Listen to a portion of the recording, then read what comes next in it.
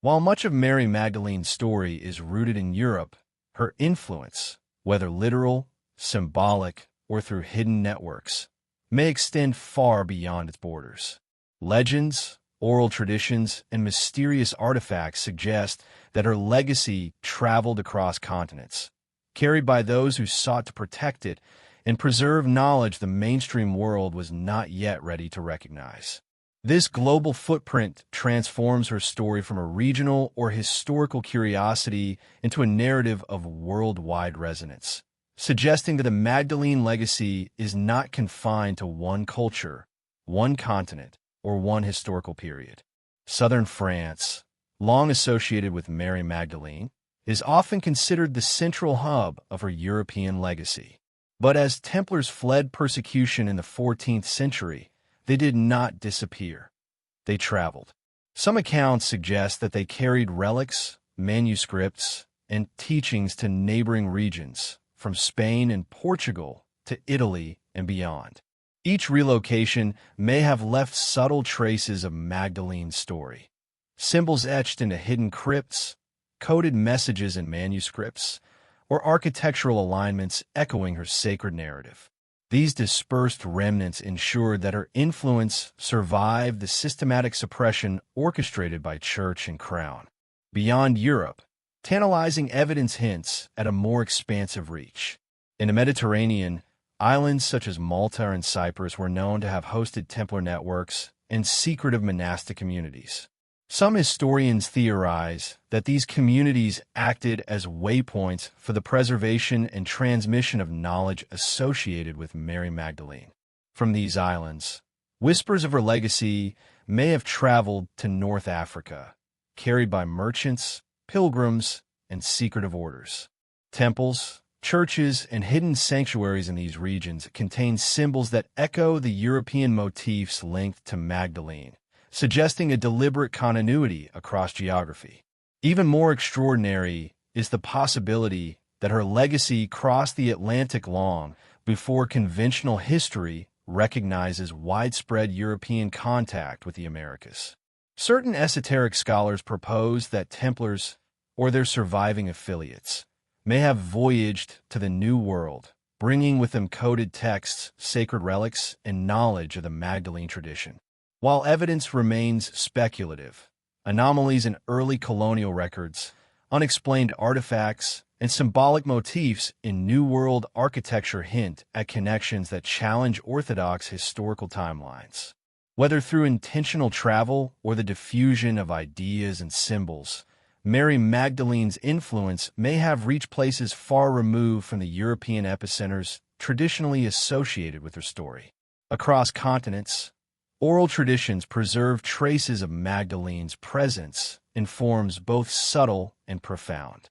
In North Africa, legends of a holy woman arriving from the east or south, carrying sacred knowledge, resonate with her story. In parts of the Mediterranean and even isolated European mountain communities, annual rituals, mysterious pilgrimages, and coded folklore continue to honor her memory in ways that defy official histories. These dispersed traditions suggest that her influence survived not merely through texts and relics, but through living cultural memory, a resilient, adaptive network of custodianship. Artifacts, too, hint at her global footprint. Certain relics in distant locations, once attributed to local saints or generic historical figures, bear symbolic similarities to those linked with Mary Magdalene in Europe. These include unusual carvings, inscriptions in Latin or early dialects, and objects encased in unusual protective reliquaries.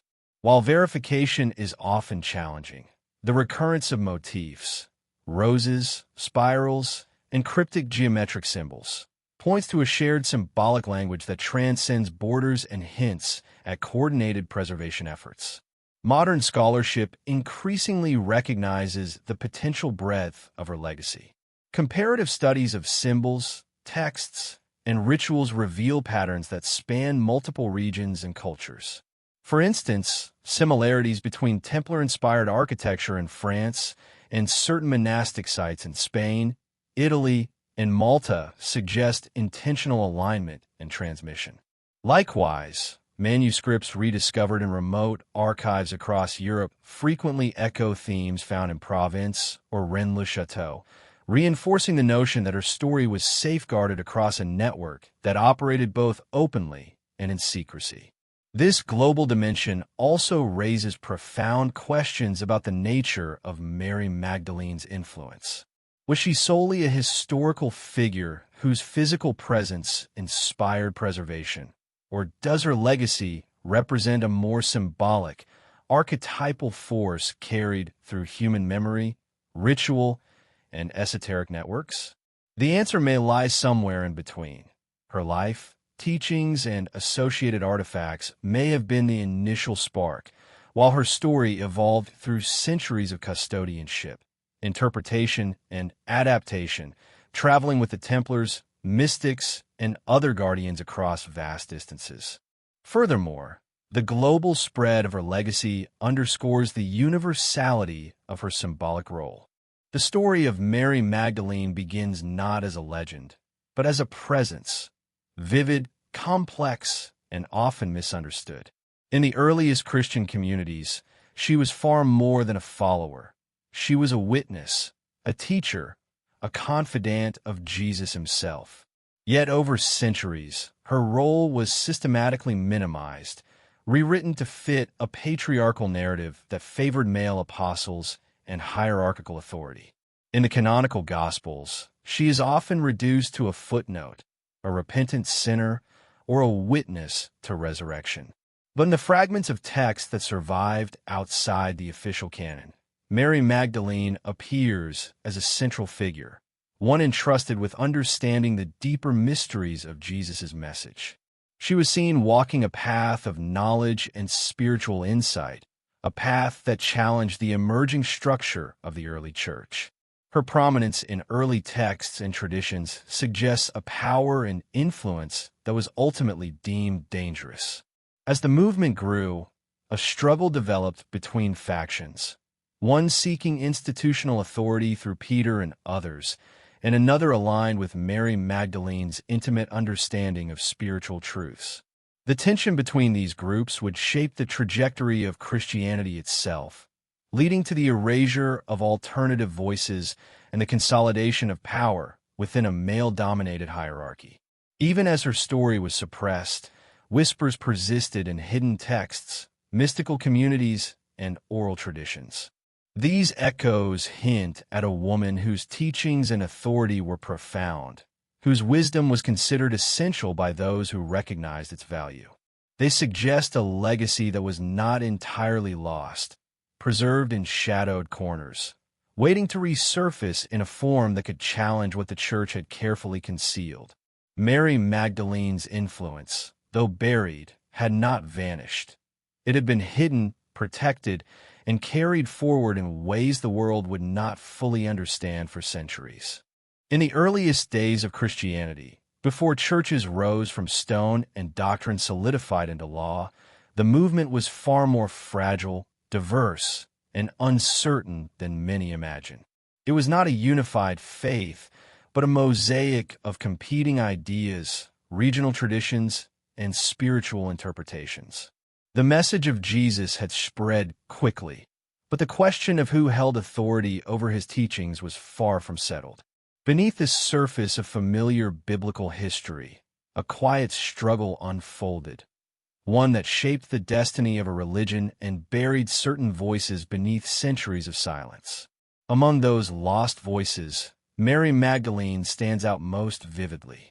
Her prominence in the earliest communities is evident in the fragments of text that survive the sweeping purges of later centuries. She appears as a teacher, a witness, a confidant, someone whose understanding of Jesus' message was intimate and profound. Yet, as the movement expanded after the crucifixion, her role became the center of a deep internal conflict, a struggle not of faith, but of power. At the heart of this conflict stood two factions, one aligned with the Apostle Peter and another connected to Mary Magdalene. Their disagreement was not merely about theology, it was about leadership interpretation, and the very identity of the movement. In the writings that survived outside the official canon, Peter is depicted as uneasy, even threatened by the authority granted to Mary. In one apocryphal dialogue, he questions why Jesus would speak privately to her rather than to the male disciples. The tension is unmistakable. These early Christian texts paint a picture of a community wrestling with a truth that did not fit neatly into patriarchal structures. Mary was not a passive figure. She was central. She was a conduit of teachings the others struggled to understand. She spoke of inner knowledge, compassion, and a spiritual path that relied less on institutional authority and more on personal revelation. Her perspective challenged the emerging hierarchy that certain leaders sought to establish as the faith spread. When Christianity began to move from small gatherings into organized groups, the question of who possessed legitimate authority grew more urgent. Peter's faction favored order, structure, and a unified doctrine. Mary's tradition emphasized interpretation, spiritual insight, and a more mystical connection to the divine. Both visions could not coexist without friction. And when external pressures mounted, from Roman hostility to theological disagreements, the community increasingly chose stability over diversity. The emerging church, desperate for unity, began to consolidate power around Peter's leadership. This decision shaped the entire course of Western religious history. But it came at a cost. Alternative interpretations were pushed aside, labeled dangerous, or quietly erased. Anything that threatened the construction of a male-led hierarchy was either minimized or completely rewritten. It is in this climate that the suppression of Mary Magdalene began, not as a sudden erasure, but as a subtle, progressive reduction of her role. Over time, her image shifted from respected leader to penitent sinner. Her influence faded behind layers of carefully curated narratives. The internal conflict that once shook the earliest believers became a footnote, buried beneath the triumph of a single version of history. Yet parallel traditions continued to whisper her name. In some communities, particularly those influenced by early mysticism, she remained central. These groups preserved teachings attributed to her, often focused on themes of inner transformation, compassion, and sacred knowledge. Such interpretations survived on the fringes, quietly passed from teacher to student, hidden from the mainstream, but never completely extinguished. This battle between competing visions did not end in the first century. As the church grew, it reinforced the version of history it preferred. Councils were convened, texts were approved or rejected, and leaders who diverged too far from the official line were denounced as heretics. In this environment, even the memory of Mary Magdalene as a leader became dangerous. She represented the possibility of a different lineage of authority, one that bypassed the institutional structures the church was desperate to build. If her teachings had survived openly, they could have challenged the emerging hierarchy. If her influence had been acknowledged, it would have complicated the narrative of male apostolic succession. And if her connection to Jesus had been maintained in its original clarity, it might have shifted the entire direction of Christian history. For these reasons, the early church had every incentive to reshape her story. But history rarely obeys those who try to control it completely. Even as the official narrative solidified, fragments of an alternative tradition continued to surface in documents hidden in deserts, caves, and remote monasteries. These texts offer glimpses into a version of Christianity that feels both familiar and startlingly different. A version where Mary is not an observer, but a pillar. A version where her insights guide the community. A version where she stands at the center, not the margins. Scholars and mystics who study these texts often remark on the sense of intentional omission. They observe how certain themes, especially those involving spiritual equality, divine intimacy, and feminine authority, were systematically pushed aside. They note that the earliest Christians appeared far more diverse than the later church allowed. And they point out that periods of intense doctrinal shaping often coincide with efforts to erase or reinterpret figures like Mary Magdalene. This forgotten internal conflict is not merely a matter of ancient politics. It offers a key to understanding how her legacy could later resurface in unexpected places. Because if her teachings and influence were suppressed, they may not have disappeared entirely. They may have gone underground, preserved by groups who resisted the centralization of authority. Groups whose beliefs survived in whispers, in symbols, in hidden traditions carried across generations. These are the currents that flowed quietly through early Christianity, resurfacing centuries later in medieval Europe. And they form one of the first clues in the long, winding connection between Mary Magdalene and the Knights Templar. A connection rooted not in myth alone, but in the buried tensions of the earliest church. As the movement expanded and institutions strengthened, the traces of her legacy retreated into the shadows. But they did not vanish. They waited, embedded in stories, symbols, and obscure writings. And in time, another group, a group of warrior monks with secrets of their own, would rediscover the pieces that had been left behind. The story of Mary Magdalene's journey after the crucifixion is shrouded in legend, yet traces of it linger in the quiet corners of southern France, in towns that have preserved her memory through centuries of folklore and ritual.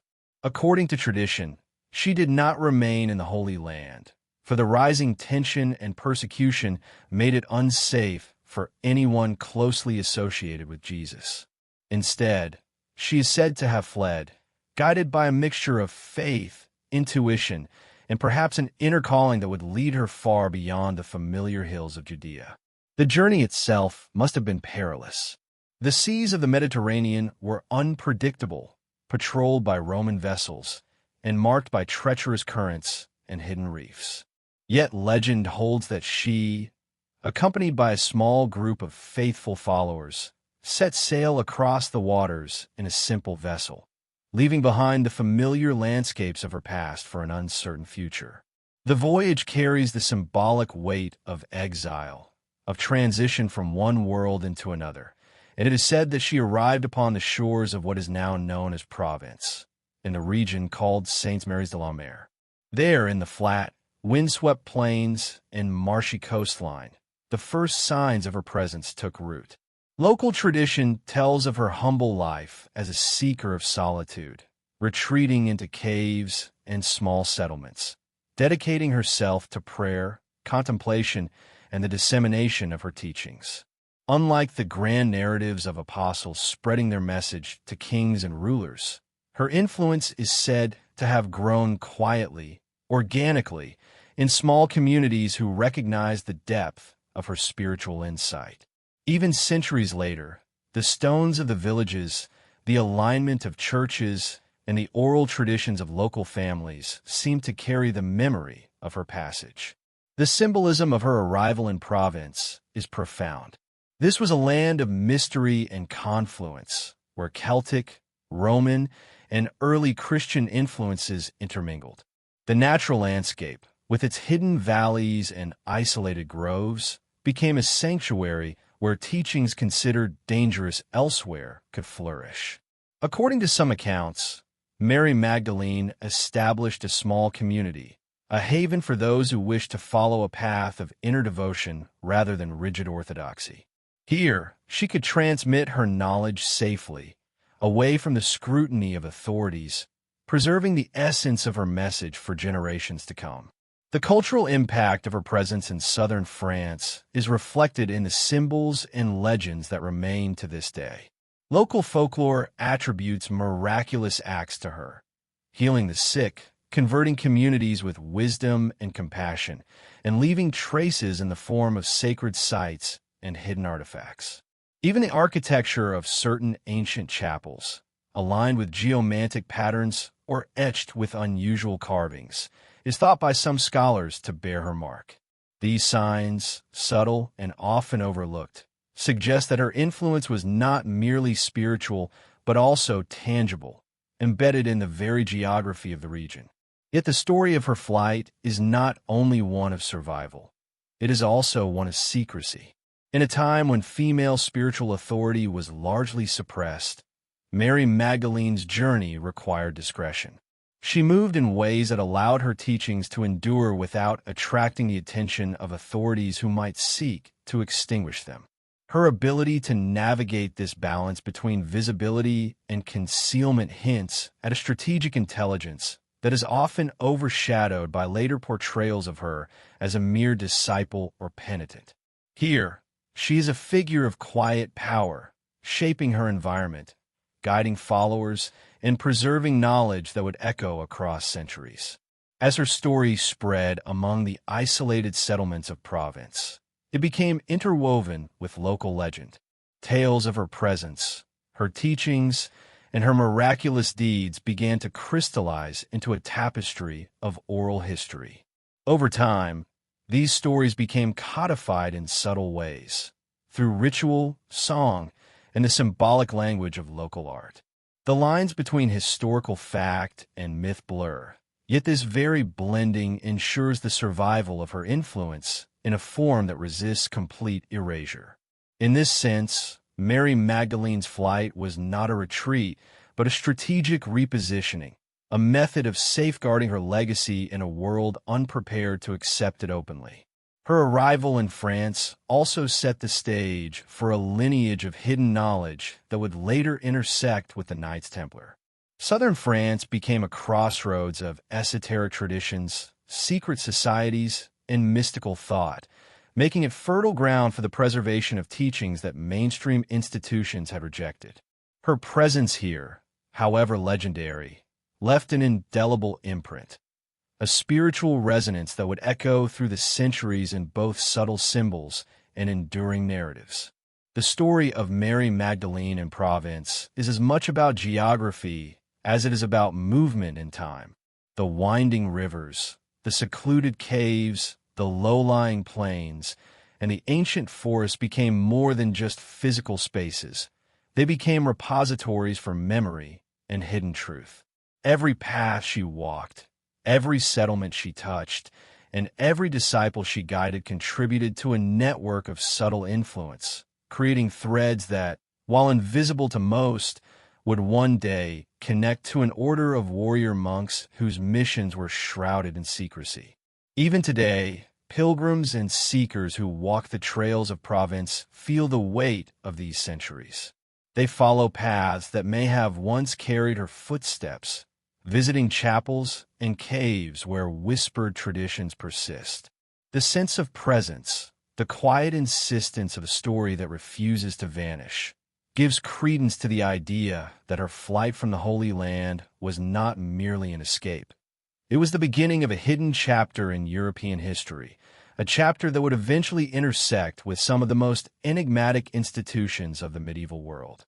And so, Mary Magdalene's journey to Gaul is more than legend or myth.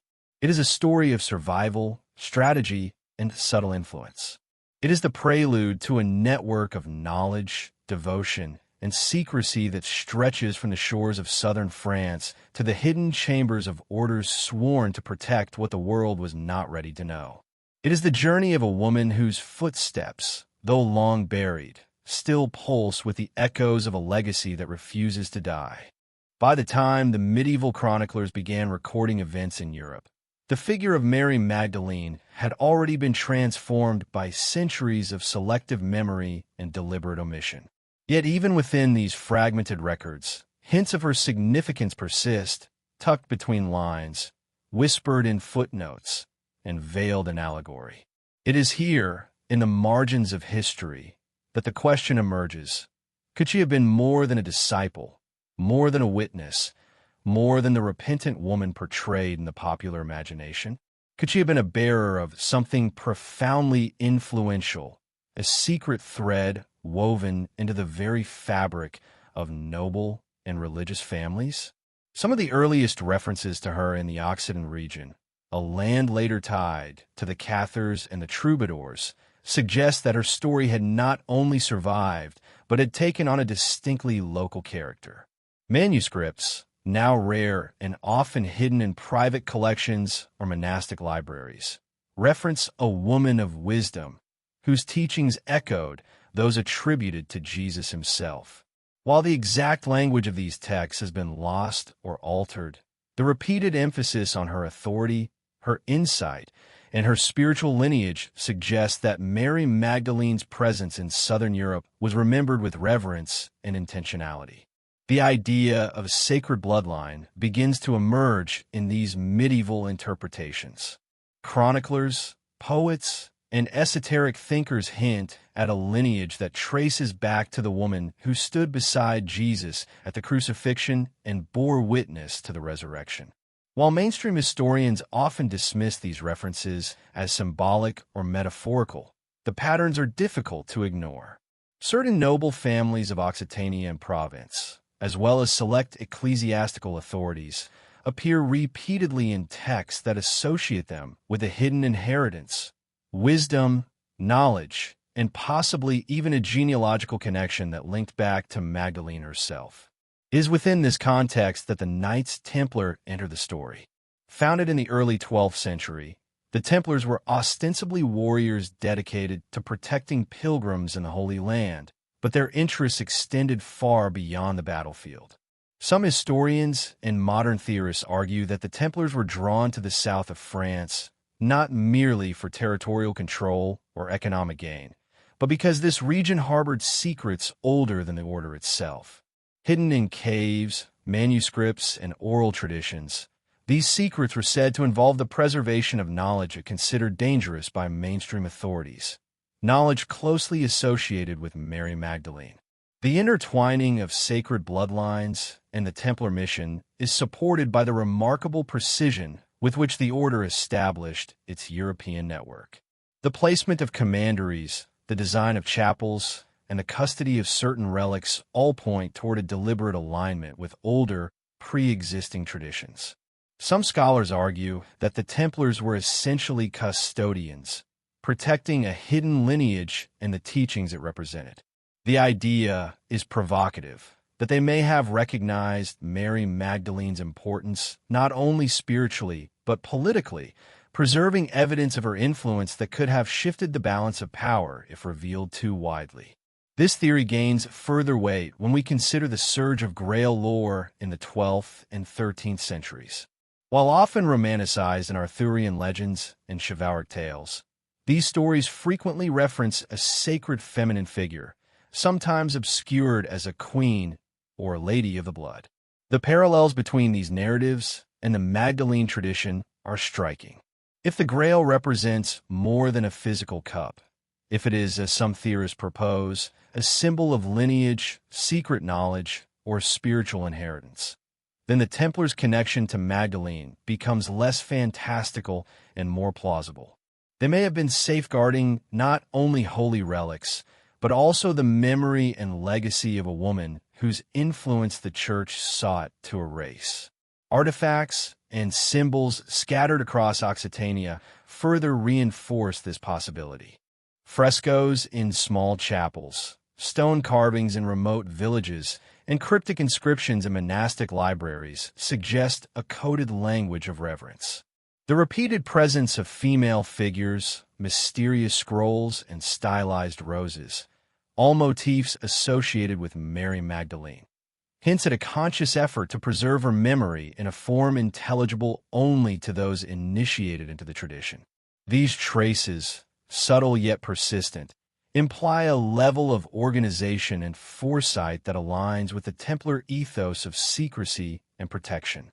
Yet, the chroniclers themselves often struggled to reconcile the power of these hidden traditions with the official narrative. Their writings reflect both fascination and fear, a recognition of something extraordinary coupled with a need to suppress its implications.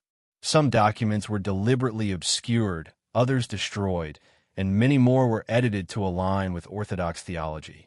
In this way, the historical record became both a repository of truth and a vehicle for concealment, leaving modern researchers to piece together a puzzle whose edges are deliberately blurred. The convergence of bloodline theory, local reverence, and Templar custodianship paints a picture of medieval Europe that is far more complex than the official history suggests. It is a world in which secret knowledge could confer power, where spiritual authority was often as significant as military might, and where the memory of a single woman could shape alliances, inspire revolts, and define the destiny of entire regions. Mary Magdalene's presence, whether literal or symbolic, appears to have been woven into the social and political fabric of the time, creating threads that connected noble families, esoteric traditions, and religious orders across generations. In this context, the work of the medieval chroniclers becomes both a clue and a cautionary tale. Their writings hint at truths too dangerous to state openly, encoded in metaphor and allegory, preserved in the margins and footnotes of texts that survive by accident or design. It is through these fragments that we begin to understand the scope of her influence, the breadth of the knowledge she carried, and the lengths to which later authorities went to suppress her story. The echoes of her presence, subtle yet undeniable, suggest that Mary Magdalene was not merely a figure of devotion, but a pivotal actor in a hidden history whose ramifications stretched far beyond her lifetime. Through the surviving chronicles, the coded art, and the persistent folklore of southern France, we begin to glimpse a pattern, a network of influence and protection, a lineage revered and concealed, and a set of teachings powerful enough to draw the attention of one of history's most secretive orders. The implications are profound.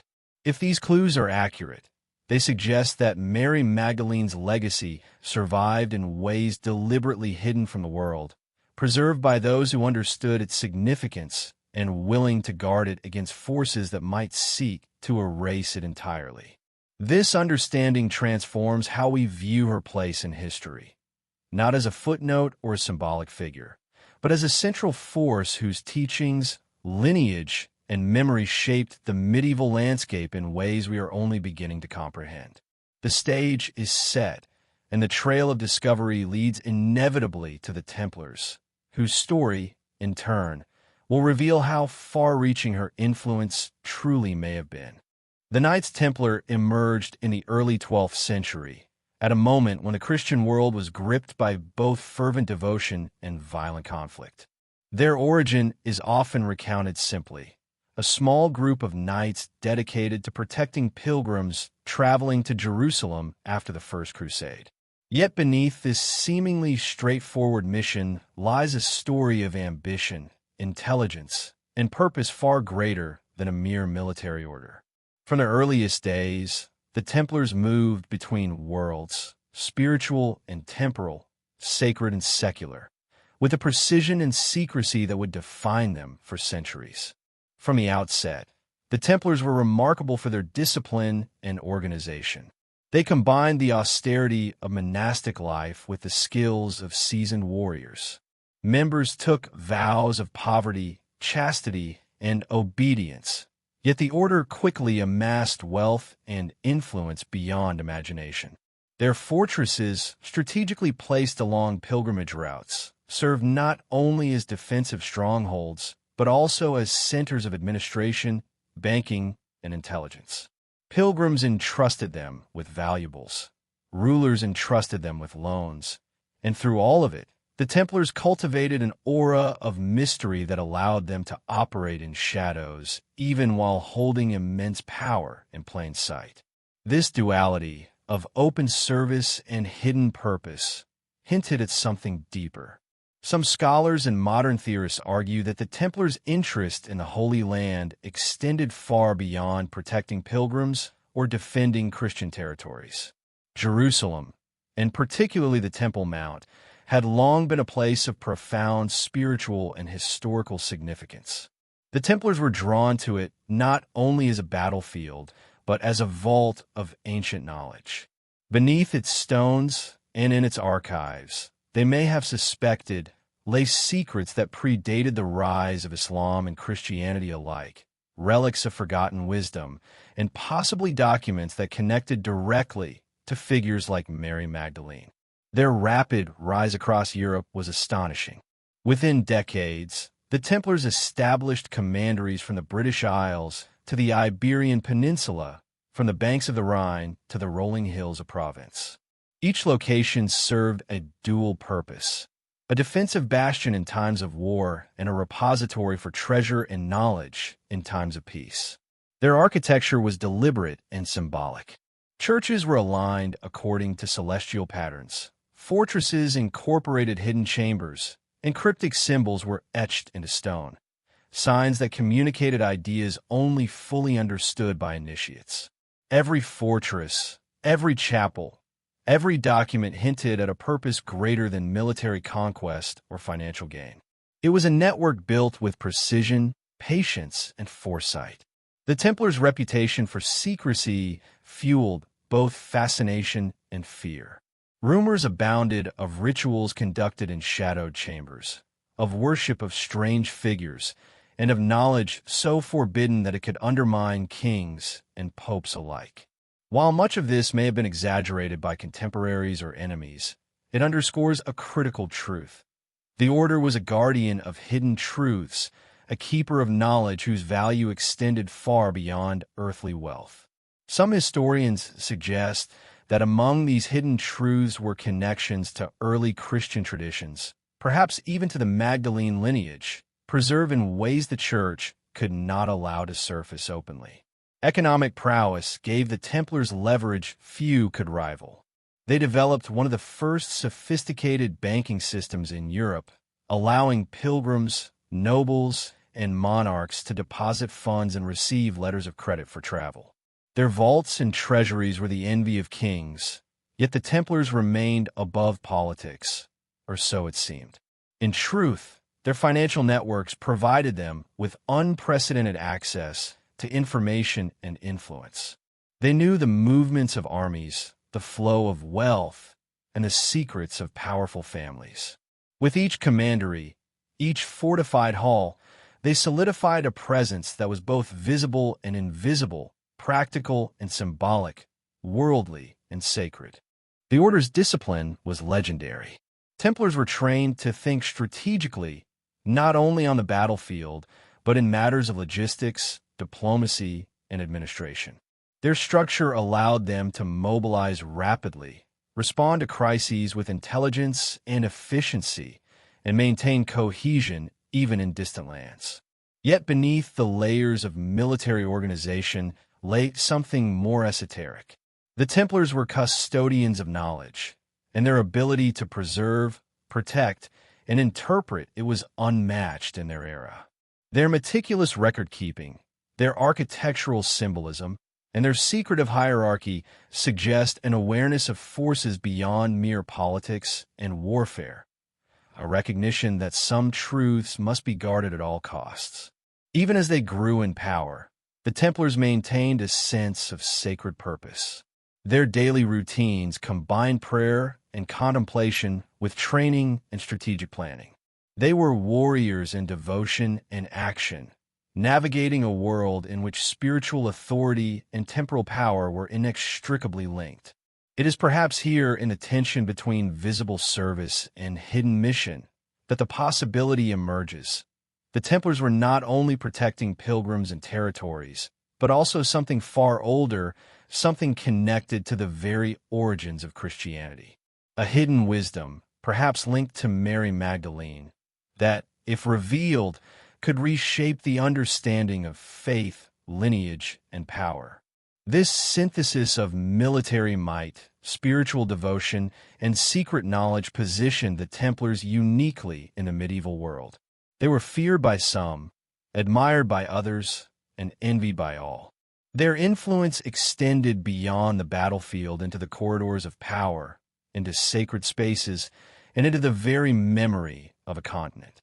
And while their eventual downfall is well known, the seeds they planted, the mysteries they guarded, and the connections they preserved suggest that their story was never truly about defeat.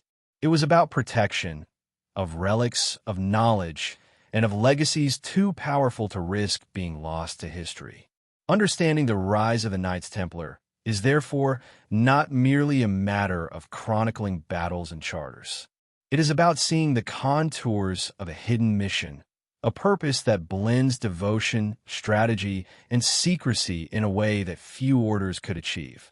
And within this hidden mission lies the tantalizing possibility that the Templars, in their excavations, their codices, and their travels, were not only Knights of Christ, but custodians of truths that reach back to Mary Magdalene herself. Truths that, if uncovered, could challenge everything we think we know about the history of faith, lineage, and power in the medieval world.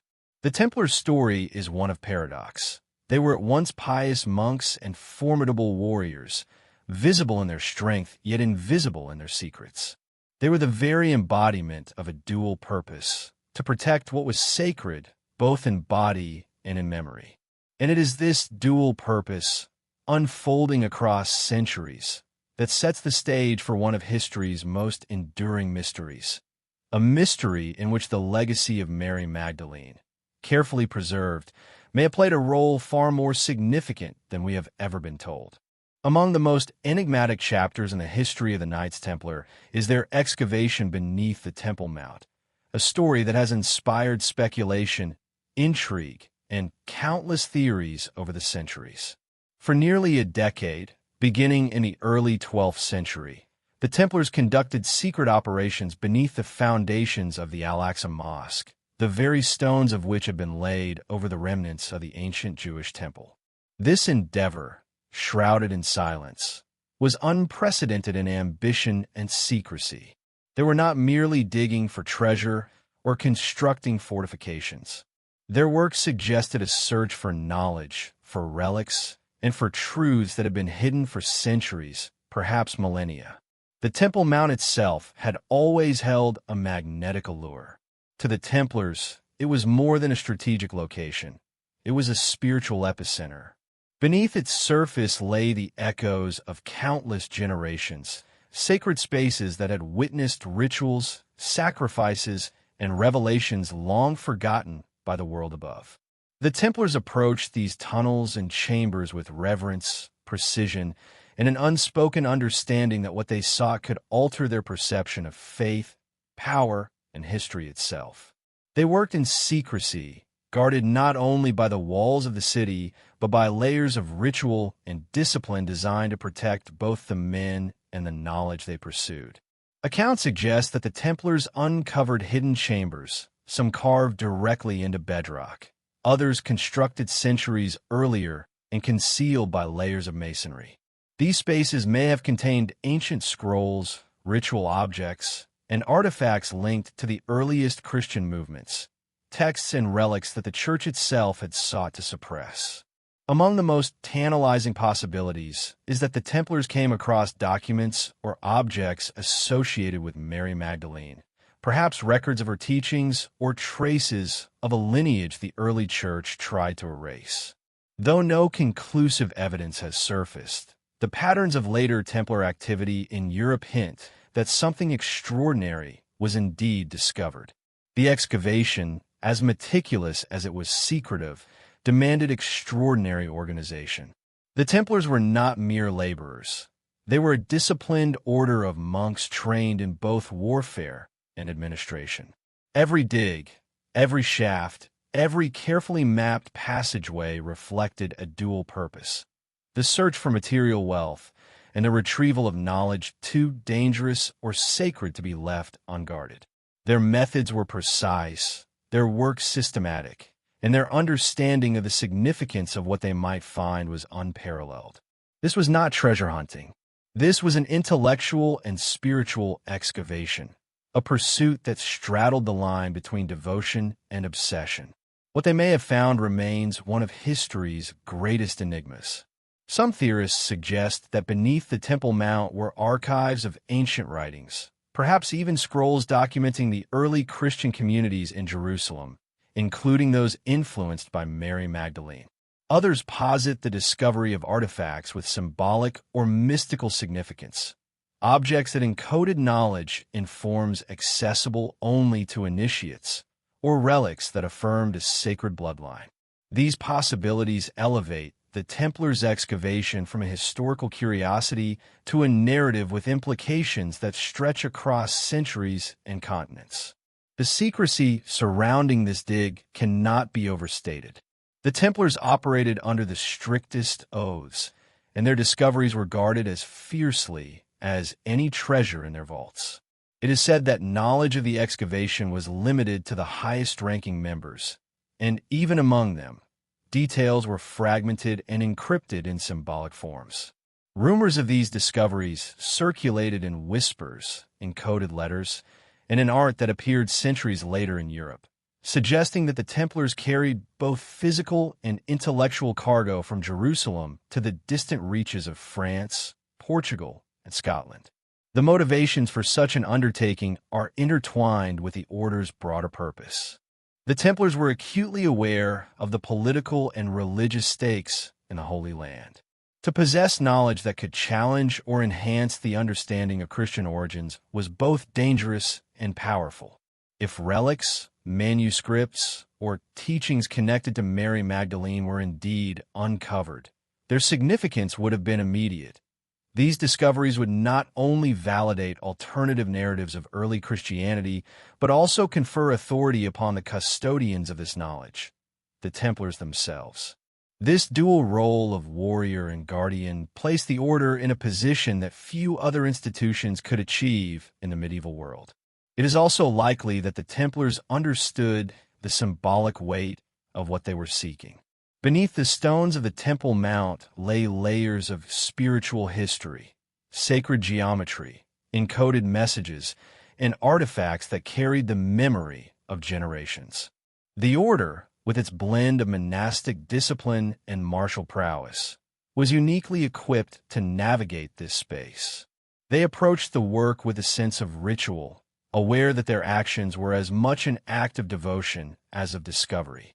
Each chamber unearthed, each artifact documented, became part of a secret archive whose value would transcend mere material wealth. Some historians suggest that the Templars' subterranean work influenced their later architectural choices in Europe. The hidden chambers, cryptic symbols, and carefully aligned chapels that appear in Templar commanderies may echo techniques or knowledge acquired during these excavations. It is conceivable that the order translated lessons from Jerusalem into a symbolic language that communicated hidden truths to those capable of deciphering them. In this sense, the dig beneath the Temple Mount was not an isolated event, but the beginning of a continuum, an intellectual and spiritual inheritance that traveled with the Templars across continents. Yet the results of the excavation remain intentionally veiled. Official records are silent, and surviving documents are often vague, cryptic, or incomplete. Some accounts were destroyed during the suppression of the Templars in the early 14th century, while others were carefully concealed by sympathetic allies. This deliberate obfuscation has fueled centuries of speculation, inspiring theories of lost treasures, hidden scrolls, and even connections to Mary Magdalene herself, a woman whose story, like the tunnels beneath Jerusalem, had been buried, preserved only for those willing to seek it in shadowed paths. The mystery of what the Templars discovered beneath the Temple Mount is compounded by the absence of direct evidence. Yet the echoes of this quest are undeniable. The Order's subsequent movements, their protective measures, and the intricate symbolism found in European Templar sites suggest that they carried knowledge of extraordinary value. Whether that knowledge concerned sacred relics, hidden texts, or the preserved teachings of Mary Magdalene, it is clear that the excavation was a defining moment, one that positioned the Templars as custodians of history, faith, and secrets too powerful for the world to see. In understanding the Templars' dig, we glimpse a rare convergence of devotion, intellect, and ambition. It was an endeavor that transcended war and politics, a pursuit rooted in the belief that beneath the stones lay truths worth risking life and honor to uncover. And in this pursuit, the faint, persistent threads of Mary Magdalene's legacy may have been found, carried carefully back into Europe and woven into the hidden narrative of a medieval order whose influence continues to captivate the imagination to this day. Among the most tantalizing mysteries of early Christianity are the texts that were deliberately excluded from the canonical Gospels. Hidden from the eyes of the general faithful for centuries, these writings offer glimpses into alternative understandings of Jesus' teachings, interpretations often closely associated with Mary Magdalene.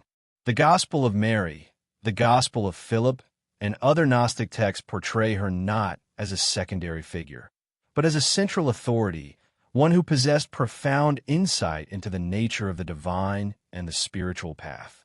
They suggest that her role was not merely supportive, but foundational, positioning her as a teacher whose wisdom rivaled, and sometimes surpassed, that of the male apostles. The content of these texts is striking. In the Gospel of Mary, she is depicted instructing other disciples, mediating disputes, and receiving direct revelations from Jesus. She is described as understanding things that even Peter struggles to grasp. Some passages hint at a knowledge reserved for a select few, an inner circle that understood the deeper truths of existence.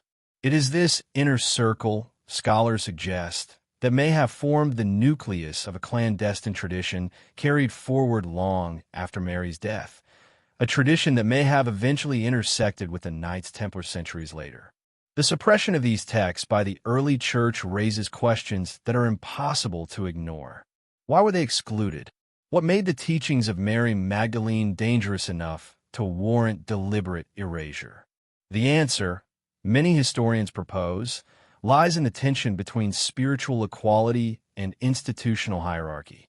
Mary Magdalene's authority, as evidenced in these writings, challenged the emerging patriarchal structure of the Church. If her role had been widely acknowledged, it would have disrupted the narrative of male succession and control over religious knowledge. The Church's censorship, then, was not only theological but deeply political. It is precisely this combination of suppressed knowledge and potential power that makes the connection to the Templars so compelling.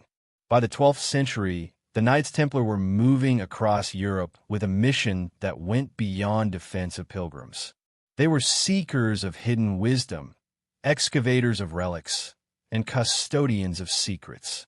The possibility that they came into contact with fragments of these lost Gospels or oral teachings cannot be dismissed lightly.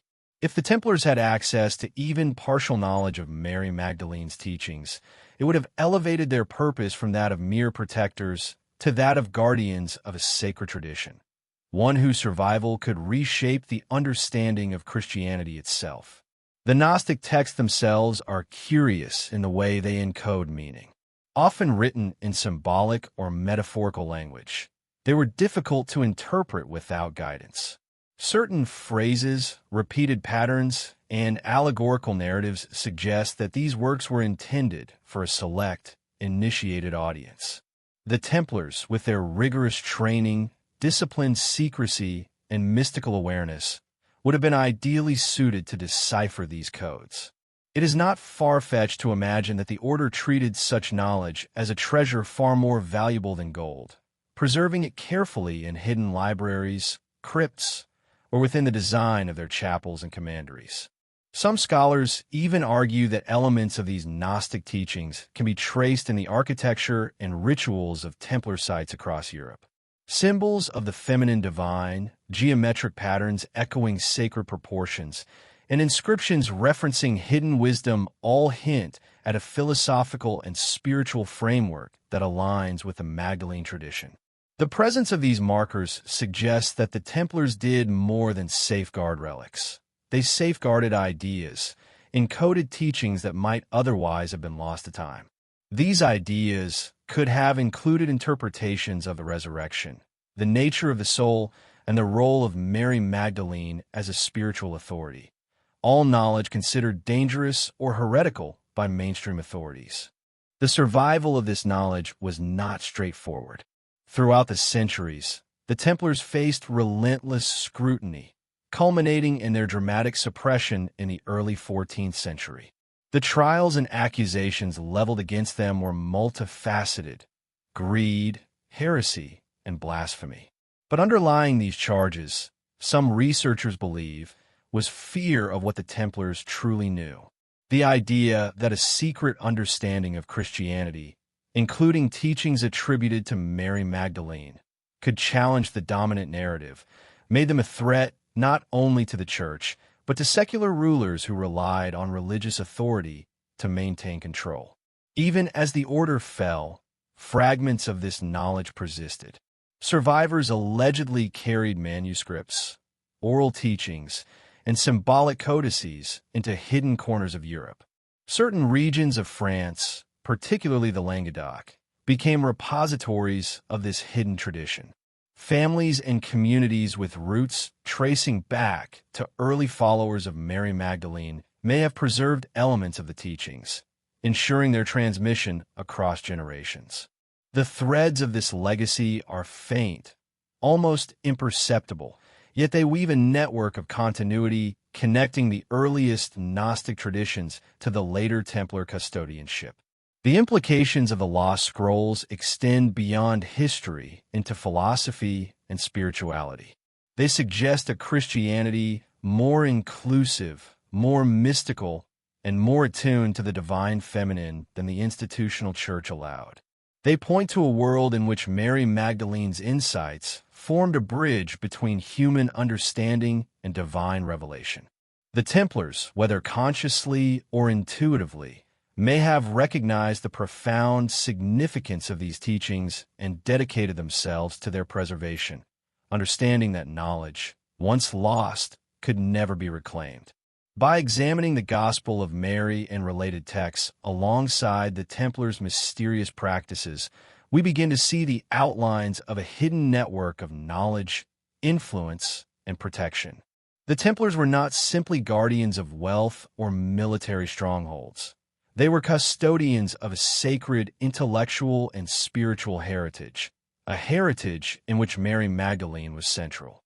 Her teachings, once suppressed, were kept alive in the hands of an order sworn to secrecy, a lineage of knowledge that would, centuries later, spark intrigue, discovery, and the enduring fascination that continues to surround her story today. The lost scrolls of the Magdalene tradition, then, are more than relics of a bygone era. They are echoes of a suppressed truth, whispers of a legacy too dangerous to be acknowledged openly, yet too powerful to vanish entirely. Their survival challenges our understanding of history, authority, and the subtle interplay between what is hidden and what is revealed.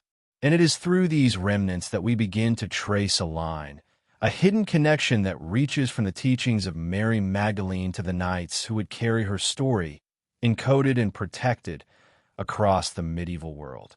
The region of southern France, particularly the areas surrounding Languedoc and Provence, becomes a central stage in the unfolding story of Mary Magdalene and the Templars. By the 12th and 13th centuries, these lands were steeped in mystery, a place where culture, spirituality, and political intrigue collided in ways that the Church could never fully control. Mountains rose like natural fortresses, valleys hid secluded villages, and rivers carved pathways through lands that had long preserved traditions at odds with the growing orthodoxy of Europe. It was in these hidden corners that whispers of Mary Magdalene's legacy persisted, passed down in coded forms and in local ritual, preserved by those who understood its importance. Legends tell of her resting places, of her retreats into caves where she meditated, healed, and taught. Even centuries later, these locations became pilgrimage sites, subtly marking a network of spiritual memory that endured under the radar of official scrutiny. People who stumbled upon these sites often described a profound sense of presence, a feeling of being touched by history, by knowledge that had been intentionally hidden. These spaces, remote and sacred, were perfect for the preservation of teachings that the mainstream church had deemed too dangerous or heretical to circulate openly. The Templars, arriving in southern France with both martial and spiritual intent, quickly recognized the significance of these areas. They were not merely military operators. They were seekers and custodians of knowledge, trained to perceive connections between sacred sites, hidden lineages, and the arcane symbolism embedded in local culture. The alignment of certain Templar commanderies with ancient paths, the unusual orientation of chapels, and the placement of crypts and subterranean chambers all suggest an awareness of something deeper than simple geography or defensive necessity. The Templars were reading the land in ways few could comprehend, and Mary Magdalene's hidden presence, whether literal or symbolic, was likely part of the map they navigated. Evidence of her influence in the region emerges in subtle but persistent ways. Churches and chapels feature carvings of women in roles of authority, depictions of sacred vessels, and geometric designs that hint at mystical knowledge. Local legends speak of secret gatherings, of wisdom passed orally, and of knowledge encoded in song and architecture. The presence of these elements suggests a deliberate effort to preserve a spiritual inheritance that could not survive in written form alone. In many cases, the Templars appear to have acted as both protectors and interpreters of this hidden legacy, ensuring its survival while shielding it from the inquisitive eyes of outsiders. This southern French network is further illuminated by the rise of the Cathars, a spiritual movement often labeled heretical by the Church. While the Cathars themselves had distinct beliefs, their emphasis on duality, purity, and spiritual knowledge resonates with elements of the Magdalene tradition. Scholars have speculated that the Templars and other secretive groups may have recognized in these communities a repository of knowledge and symbols that connected to Mary Magdalene's teachings. The Cathars' persecution by the Church underscores the stakes involved. Knowledge and power were inseparable, and those who preserved her legacy were risking not only their position but their lives. In the isolated valleys and rugged terrain of southern France, the Magdalene legacy could survive precisely because it was difficult to access. Oral traditions, ritual practices, and symbolic markers allowed knowledge to be encoded in ways that were both secure and comprehensible to those initiated into the secret. The Templars, trained in both strategy and sacred literacy, were uniquely positioned to safeguard this inheritance. Their presence in the region was not merely protective but curatorial. They were organizing, preserving, and perhaps even interpreting fragments of history that might otherwise have been lost forever. One of the most remarkable aspects of this network is the way it bridges space and time. Sites associated with Mary Magdalene often align with Templar constructions, suggesting that the Knights were not simply wandering the landscape at random. Instead, they were following a map, an invisible thread that connected sacred geography, secret knowledge, and lineage. It is a map written not on paper, but in memory, stone, and ritual. Every commandery, every chapel, every coded inscription becomes part of a larger tapestry that hints at a profound, hidden structure linking Mary Magdalene to the Templar mission in Europe. This intertwining of geography and secrecy is also reflected in local folklore.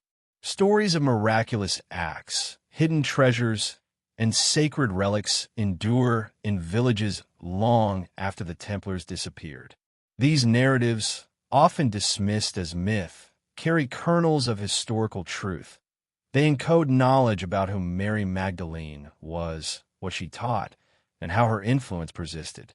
The repeated references to sacred vessels, women of wisdom, and hidden lineages are not isolated coincidences. They are echoes of a hidden narrative that the Templars helped preserve, a narrative carefully shielded from the Church and the broader public. Moreover, the cultural and linguistic uniqueness of southern France aided in the preservation of these secrets. The Occitan language, rich in metaphor and coded expression, allowed teachings to survive in forms inaccessible to outsiders. Poetry, song, and ritual became vessels for hidden knowledge, transmitted from generation to generation. The Templars, as both literate and disciplined members of an international order, were capable of navigating this coded landscape, safeguarding the knowledge while maintaining its accessibility to those initiated into the tradition. Through all of this, the figure of Mary Magdalene emerges as more than a historical footnote. She becomes a guiding presence, a symbol of wisdom, and a nexus around which a network of secrecy, devotion, and knowledge was constructed. Her influence, subtly embedded in southern France's geography and culture, was amplified by the Templars' protective role. Together, they formed a hidden ecosystem of memory and meaning, one that resisted erasure and set the stage for centuries of speculation, discovery, and reverence. The story of southern France and Mary Magdalene is thus not just about legend. It is about survival, strategy, and devotion. It is about how knowledge deemed dangerous by powerful institutions can endure when carefully preserved by those who understand its significance. It is about the ways in which sacred memory can be encoded in geography, architecture, and ritual, waiting to be discovered by those willing to follow the faint threads left behind. And it is about the enduring power of one woman's legacy, a legacy that, though hidden in the shadows, shaped the spiritual and mystical landscape of Europe in ways still resonating today. The story of Mary Magdalene and the secret guardianship of her legacy is not merely written in the pages of history. It is encoded in symbols, hidden messages, and cryptic signs that have survived centuries of suppression. Across Europe, from the dimly lit halls of medieval cathedrals to the remote towers of Templar fortresses, there are whispers of a secret language, a visual code left by those who sought to protect knowledge too dangerous to be spoken aloud. These symbols are everywhere, yet they remain invisible to the casual observer, embedded in stone carvings, stained glass windows, illuminated manuscripts, and even in the very geometry of ancient churches. One of the most striking features of these symbols is their duality. On the surface, they appear to be simple decorative motifs. Roses in a window, a curious spiral etched into a stone floor, or an enigmatic figure carved into a pillar. Yet hidden within these designs are layers of meaning, deliberately structured to convey messages to those who knew how to read them. The rose, for instance, has long been a symbol associated with Mary Magdalene, representing both her purity and the hidden lineage that some believe she carried. In certain Templar contexts, the rose also served as a cipher, pointing towards sacred sites or artifacts preserved under the watchful eyes of initiates. Perhaps even more compelling is the role of numerology and geometry in these secret codes. The number 3, recurring endlessly in Christian iconography, often takes on a special significance in relation to Magdalene. Triangular motifs in cathedrals, or groups of 3 arches, windows, or figures, could signify her trifold role as disciple, secret guardian, and hidden vessel of sacred blood. Likewise, the subtle use of the Fibonacci sequence, golden ratios, and other mathematical principles in Templar architecture may have been intended as a silent language, readable only by those trained in the esoteric arts. Every curve, every proportion, every alignment might encode a story too perilous to tell openly. Hidden messages were not limited to visual symbols.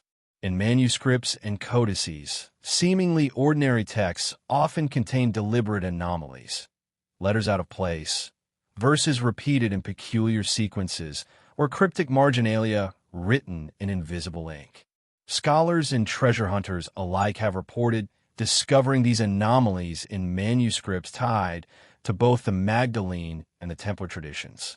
One famous example is a marginal note in a 13th century manuscript from Provence, where the words appear normal until the reader traces a faint line connecting certain letters. The result is a hidden phrase suggesting the location of a relic or the name of a secret custodian.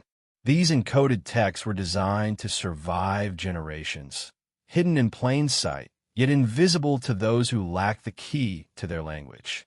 Even within religious rituals and liturgies, some believe there are embedded messages. The positioning of candles, the timing of ceremonies, and the sequence of prayers might all serve as living ciphers, transmitting knowledge orally and symbolically when the written word was forbidden. In certain esoteric orders, the repetition of a particular chant or gesture was not mere devotion. It was a form of encoded teaching passed down to the initiated. Some researchers suggest that these rituals preserve the memory of Mary Magdalene's true role, her journey, and her concealed influence, encoded so carefully that even centuries of persecution could not erase it completely. The connection between these symbols and the Knights Templar is particularly compelling. The Templars, renowned for their secretive nature, were masters of hidden communication. They developed methods to mark safe houses, map secret passages, and encode the locations of treasures using symbols that could blend seamlessly with their environment.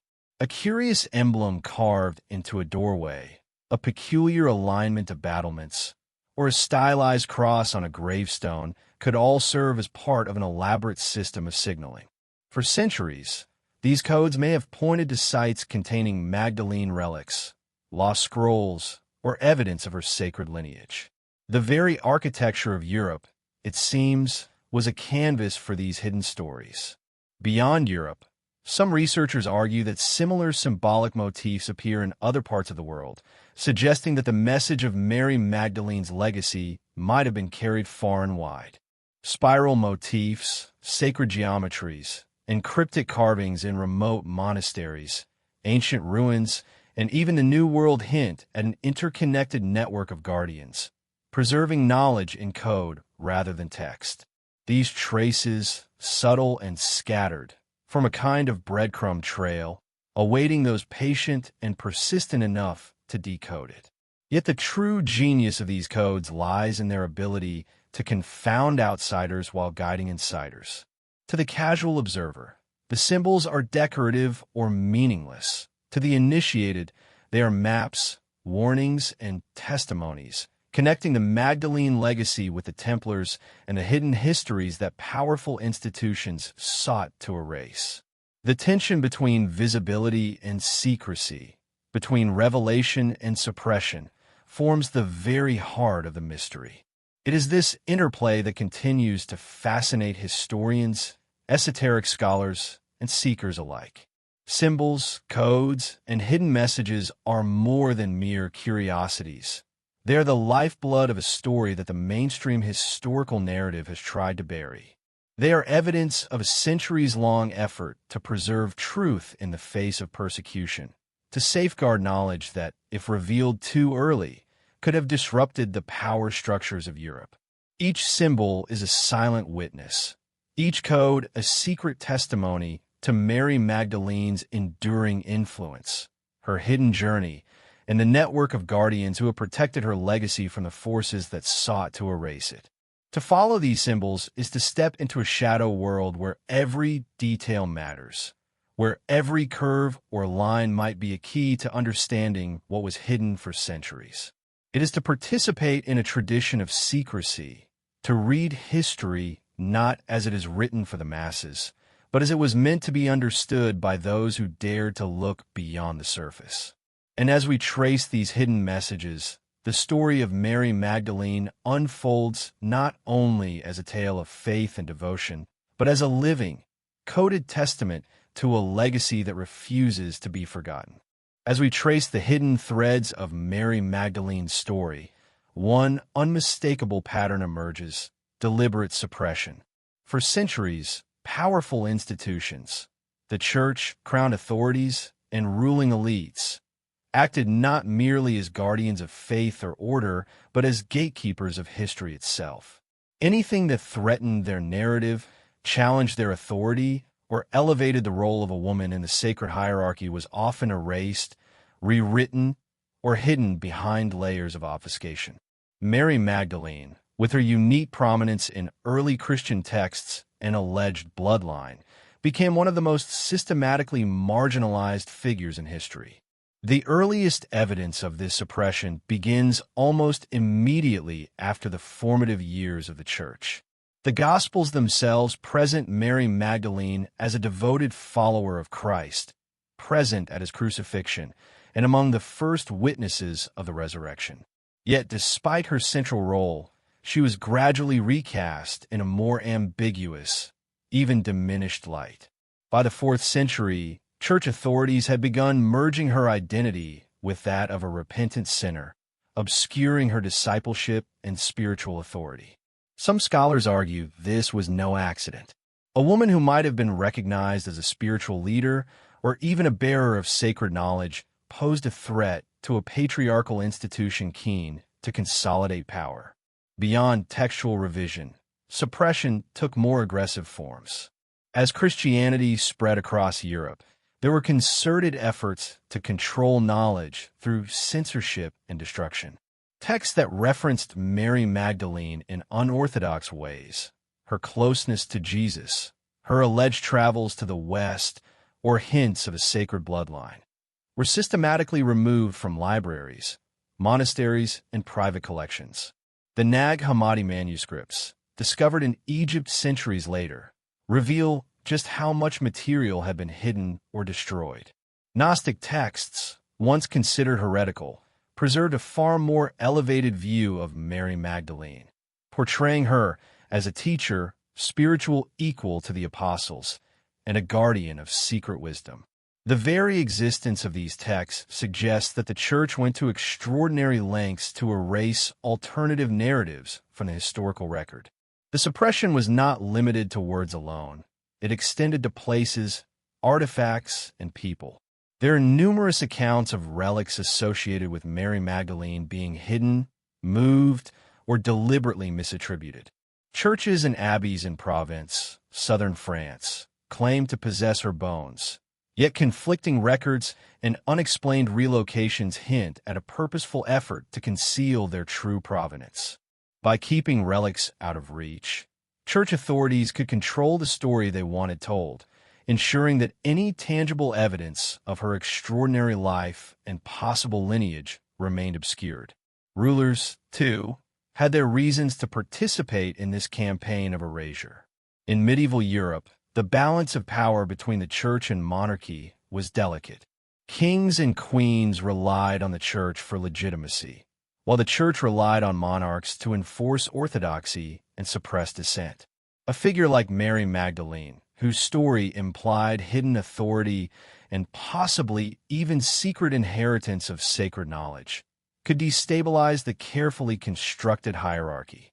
Legends of her travels, her influence in southern France, and her connection to sacred sites such as Rennes-le-Château may have been deliberately minimized or recast as mere folklore to avoid inspiring claims that could challenge royal or ecclesiastical authority.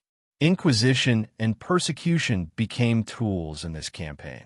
Those who sought to preserve alternative interpretations of Magdalene's life were labeled heretics or witches, their writings burned, their names erased. Secret societies, small monastic orders, and custodians of hidden knowledge were forced to go underground. The Knights Templar, with their vast wealth and secrecy, may have inherited the role of guardians, ensuring that Magdalene's story survived despite relentless pressure from Church and Crown alike. Even after the dramatic suppression and disbandment of the Templars, whispers of their continued guardianship persist, hinting that suppression was not complete. It had merely driven the story into shadows. Interestingly, this systematic erasure created an almost paradoxical effect. By attempting to suppress Mary Magdalene's legacy, these institutions inadvertently fueled centuries of speculation, conspiracy, and myth-making. The gaps in official history became fertile ground for legends, coded messages, and secret teachings to flourish. Every missing manuscript, every unaccounted-for relic, and every unexplained architectural symbol became a point of curiosity and intrigue, prompting seekers to look beyond the sanctioned narrative.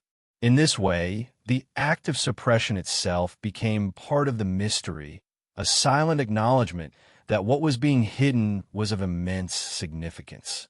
Even into the modern era, attempts at suppression continue in subtle forms. Scholars who question conventional narratives face skepticism or dismissal. Books exposing alternative histories are often relegated to niche audiences. Mainstream media rarely explores the deeper, darker threads connecting Mary Magdalene, the Templars, and hidden sacred knowledge. Yet, despite centuries of efforts to erase or distort her legacy, fragments endure, coded in symbols, whispered in legends, and preserved by those willing to see beyond the surface. These fragments form a hidden mosaic, offering tantalizing glimpses of a truth that authorities long sought to suppress. What emerges from this long history of suppression is not merely a tale of censorship, but a portrait of power, fear, and control. Mary Magdalene's story challenges the boundaries of history, faith, and gender. It reveals a deliberate effort by powerful institutions to shape collective memory, to define what could be believed, and to erase what could not be contained within orthodox frameworks. Yet in every instance where her story was threatened, it adapted, survived, and resurfaced in hidden forms, from cryptic symbols and guarded relics to esoteric traditions and whispered tales. The suppression of Mary Magdalene is thus inseparable from the story of her survival.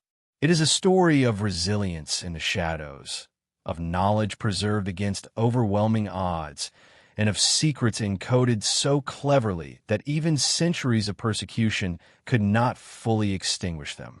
As we follow these hidden threads, it becomes clear that what was lost was not entirely gone. Every suppressed manuscript, every concealed relic, and every distorted history is part of a larger tapestry. A tapestry that connects Mary Magdalene to the Templars, to sacred bloodlines, and to mysteries that continue to challenge and intrigue those willing to search for the truth. Understanding the depth and intent of this suppression allows us to see why the Magdalene legacy is so tantalizing, so elusive, and so profoundly human. It is not merely about history or religion. It is about control, secrecy, and the lengths to which those in power will go to maintain a narrative.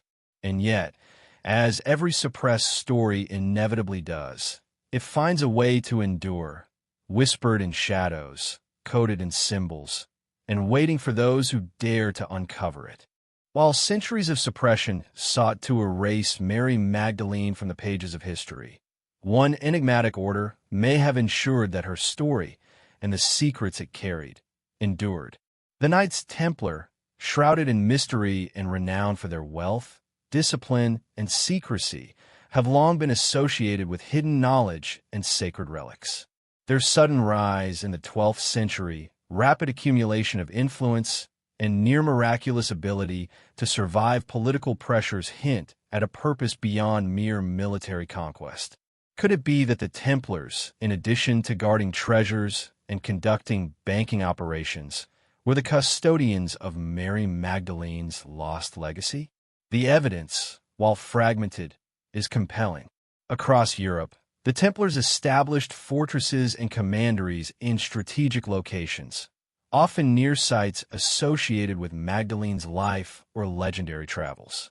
Southern France, particularly Provence, stands out as a region where the Templars may have intersected with Magdalene traditions.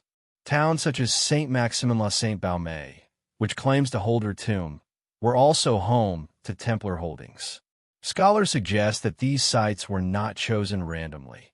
Rather, they formed a network designed to safeguard knowledge, relics, and perhaps even evidence of her sacred bloodline. The Templars' reputation for secrecy was legendary, but it was more than mere protocol. It was a survival strategy. Their ability to encode messages, to construct labyrinthine fortresses with hidden chambers, and to use symbolism as a silent language allowed them to protect what others could not. Some historians believe that behind the austere facades of Templar chapels and castles, there were repositories of knowledge, texts, artifacts, and relics connected to Mary Magdalene, that remained invisible to all but initiates. These treasures, carefully hidden and meticulously cataloged, may have been part of a broader effort to preserve the feminine and mystical aspects of early Christianity that the mainstream church had sought to erase. One of the most intriguing aspects of Templar survival is how, even after their dramatic downfall in the early 14th century, elements of their legacy persisted. Arrested, tried, and executed under charges of heresy, the Templars were officially disbanded by Pope Clement V, yet rumors of their continued influence never ceased. Some claim that surviving Templars went underground, adopting secret identities and continuing their mission in hiding. Legends tell of Templar knights fleeing to Scotland, establishing connections with European royal houses, and even traveling to the distant reaches of the Mediterranean and the Americas. Wherever they went, the guardianship of sacred knowledge, and perhaps the Magdalene legacy, continued in shadow. Codified rituals and secret oaths were another means by which the Templars ensured continuity. Initiates underwent complex ceremonies designed not only to test loyalty, but also to transmit knowledge in a highly structured manner. These rituals, steeped in symbolism, often referenced biblical figures, sacred geometry, and mystical principles. Mary Magdalene, as a central figure in these traditions, may have been represented through veiled allegories, her story encoded in parables and rites that could only be interpreted by those initiated into the order. The very act of initiation became a living testament to her enduring influence, a safeguard against centuries of attempts to erase her. Templar architecture also offers clues. Many of their constructions feature unusual alignments with celestial events, cryptic carvings, and hidden chambers. Scholars studying Templar sites have suggested that these designs were not mere aesthetic choices. They were deliberate attempts to create maps, signal networks, and repositories for secret knowledge. In this context, symbols, sculptures, and architectural anomalies may all point toward Magdalene-related treasures or teachings. A spiral etched into a stone column, a hidden passage behind a chapel wall, or a crypt aligned with solstice sunlight could all have been part of a vast, coded system designed to safeguard a legacy too profound to be left exposed. The Templars' interactions with other secretive groups further underscore the possibility that they were guardians of Magdalene's story. Alliances with mystical orders, alchemists, and scholars suggest a network that transcended national and religious boundaries. These connections allowed for the exchange of knowledge, the protection of artifacts, and the preservation of a worldview that combined spiritual insight with historical record. Through this network, the Templars could continue their mission even as political forces sought to destroy them. In essence, they became both shield and courier, carrying forward a story that the wider world was not ready to hear. Stories of Templar survival often intersect with accounts of hidden treasures and lost texts, many of which are linked to Mary Magdalene. From encrypted parchments to supposedly missing relics, there are countless references in folklore, secret diaries, and regional legends. In some cases, these stories seem almost fantastical. A hidden chest in a French abbey, a crypt beneath a castle floor, or manuscripts written in ciphers that no scholar has fully decoded. Yet the persistence of such tales across centuries suggests that there may be truth behind the legend. The Templars' ability to evade persecution and continue their work in secret allowed these fragments of Magdalene's legacy to survive when almost everything else was destroyed. Perhaps the most fascinating aspect of the Templar guardianship is its implication for the present day. Many researchers argue that modern esoteric orders, secret societies, and even some religious organizations may trace their practices and rituals back to the surviving Templar networks. If this is true, then the legacy of Mary Magdalene is not merely a historical curiosity. It is a living, evolving tradition whispered through centuries of secrecy, encoded in rituals, and hidden in plain sight. Those who seek to uncover it today are engaging with a lineage of guardianship that stretches across continents and eras, a lineage that has always understood the value of discretion, symbolism, and coded knowledge. The Templars' role in preserving Mary Magdalene's legacy also underscores the tension between power and truth. While mainstream institutions sought to control and erase her story, the Templars acted as counterweights, protecting knowledge for a future time when it might be rediscovered. Their methods, secrecy, cryptic messaging, architectural symbolism, and ritualized transmission, ensured that what was once suppressed could endure. The irony is striking. The very efforts to destroy Mary Magdalene's influence indirectly highlighted the importance of those who dared to preserve it. In following the trail of the Templars, we see a vivid example of how hidden histories survive despite centuries of suppression. Their legacy is not just about knights and crusades. It is about guardianship, secrecy, and a determination to protect what was deemed too dangerous or sacred for the public eye. Mary Magdalene's story, intertwined with the Templar mission, becomes a testament to resilience, coded intelligence, and the enduring power of hidden knowledge. Ultimately, the Templars did more than survive. They ensured that the Magdalene legacy could continue to whisper across time. Through symbols, rituals, secret archives, and clandestine networks, they became the bridge between what the world was allowed to see and what it was forbidden to know. They preserved a hidden history, a sacred narrative, and a mystery that still calls to those who are willing to follow the trail. For centuries, the story of Mary Magdalene and her hidden legacy seemed confined to legends, coded manuscripts, and whispered secrets in the shadowed halls of Europe. Yet in recent decades, modern scholarship, archaeology, and even advanced technology have begun to illuminate fragments of the past that were once thought lost forever.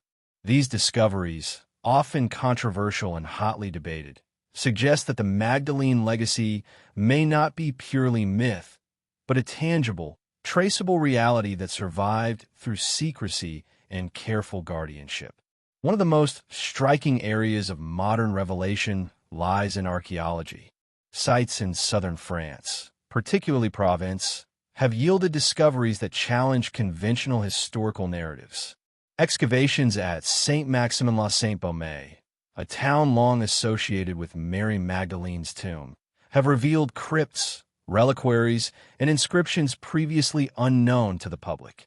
Some of these artifacts contain unusual symbols and iconography consistent with Templar influence, suggesting that the Knights may indeed have played a role in safeguarding relics linked to her. Scholars continue to debate the authenticity and interpretation of these finds, yet the very existence of such hidden chambers lends credence to legends that had previously been dismissed as folklore. Beyond physical artifacts, the study of manuscripts has produced startling insights. Researchers working with previously overlooked codices in European libraries have uncovered marginalia, cryptic annotations, and coded passages that hint at Mary Magdalene's elevated status in early Christian communities. Some texts, long considered lost, were rediscovered in archives in Paris, Rome, and even smaller provincial collections. These manuscripts suggest a version of Magdalene that differs dramatically from the sanitized depiction found in most modern Bibles.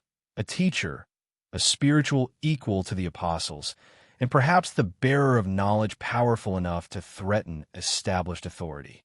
In addition to archaeology and manuscripts, advances in forensic science and DNA analysis have opened new avenues of investigation.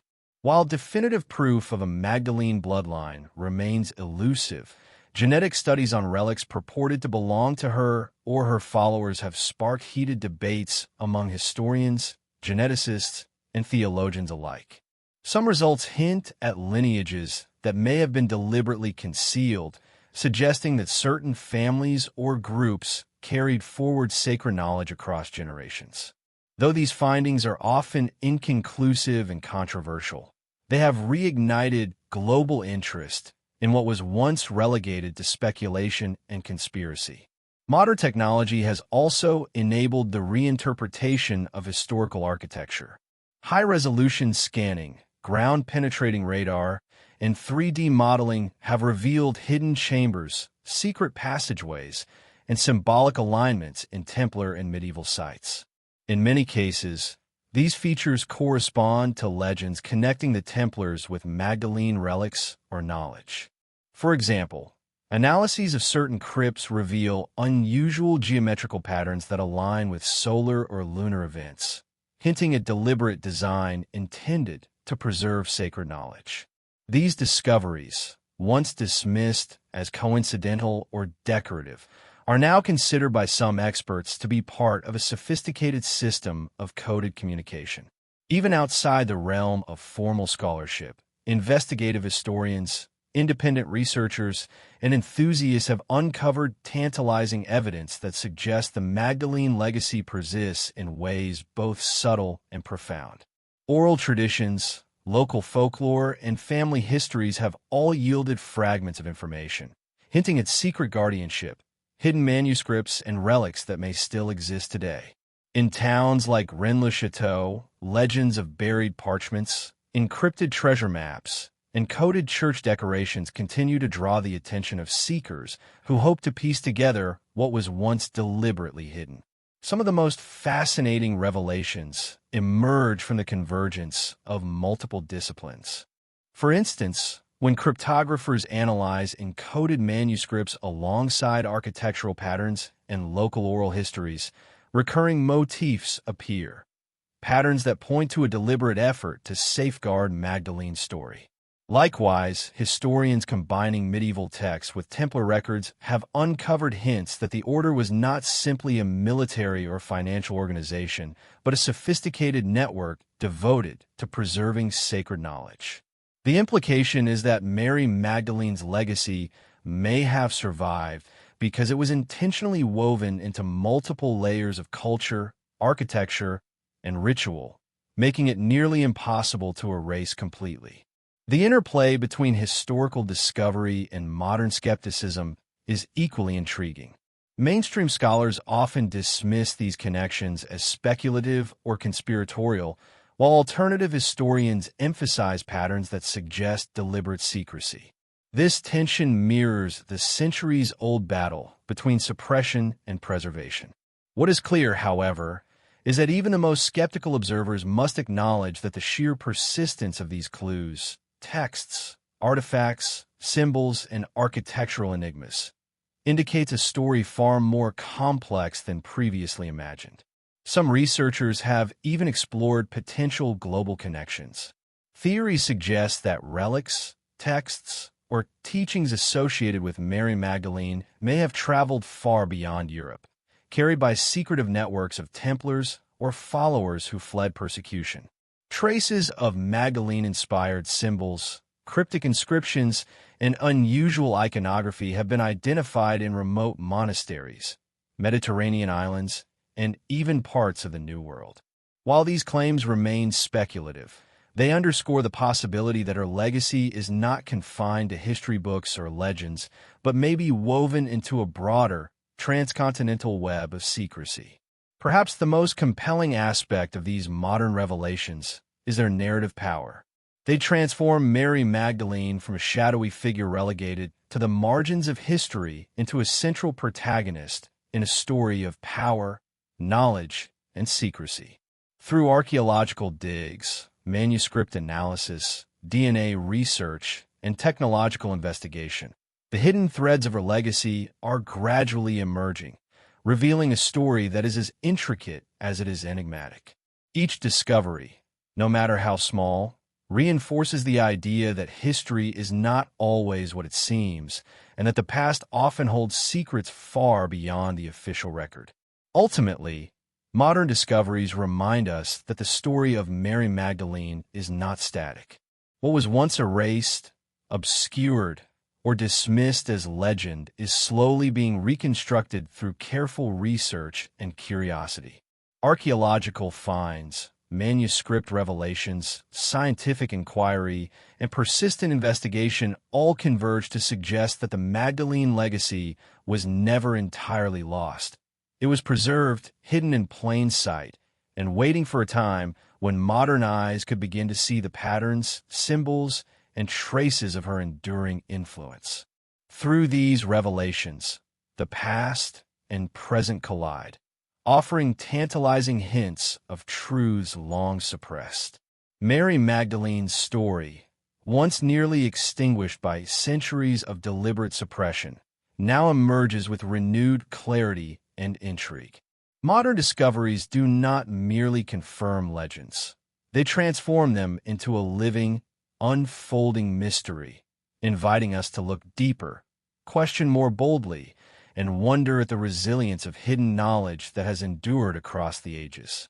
Beyond tangible relics, manuscripts, and archaeological evidence, Mary Magdalene's legacy extends deep into the world of prophecy, mysticism, and esoteric tradition. For centuries, mystics, seers, and secret societies have whispered about her hidden role in shaping spiritual and cosmic knowledge, suggesting that her story is not merely historical, but also symbolic of a greater, often hidden, truth.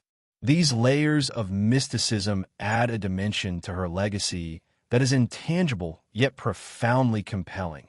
A bridge between the material and spiritual worlds, encoded in visions, rituals, and sacred teachings that survive suppression through secrecy and devotion.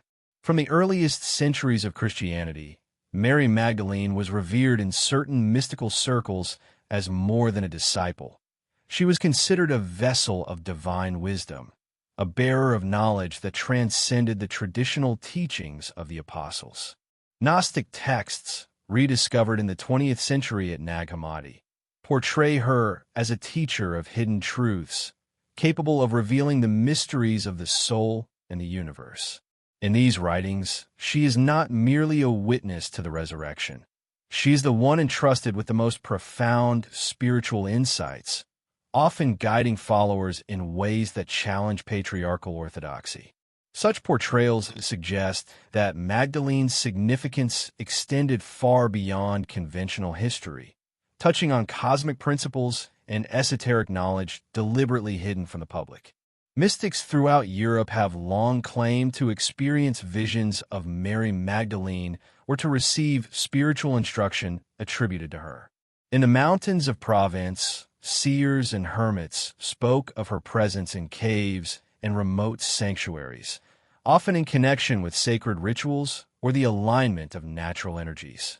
These accounts, preserved in oral tradition and scattered manuscripts, hint at a mystical geography, places where the veil between the physical and spiritual worlds was thought to be thin. Followers believed that Magdalene's energy or consciousness persisted in these locations, guiding seekers and preserving secret knowledge for those attuned to it. Prophecies also feature prominently in the esoteric narrative of Mary Magdalene. Certain medieval and Renaissance mystics wrote of a hidden queen or sacred feminine whose wisdom would be concealed, only to re-emerge at a pivotal moment in history. Some interpretations suggest that these prophecies referred to Magdalene herself, framing her not merely as a historical figure, but as a symbol of enduring spiritual authority. Her story becomes a coded roadmap, indicating cycles of suppression and revelation, with the hidden truths she carried would surface only when humanity was ready to perceive them. These prophetic threads tie her to broader mystical currents, linking early Christian thought with alchemical, Kabbalistic, and Hermetic traditions. Esoteric orders, including remnants of Templar networks, may have been instrumental in preserving Magdalene's mystical legacy. Their secret rituals, ceremonial codes, and symbolic teachings often reference feminine divine principles that echo the role attributed to her. In many cases, the stories passed down through these orders were intentionally veiled in allegory, metaphor, and encoded symbolism. Only initiates could interpret the deeper meanings, while outsiders would perceive only a ceremonial or moral lesson.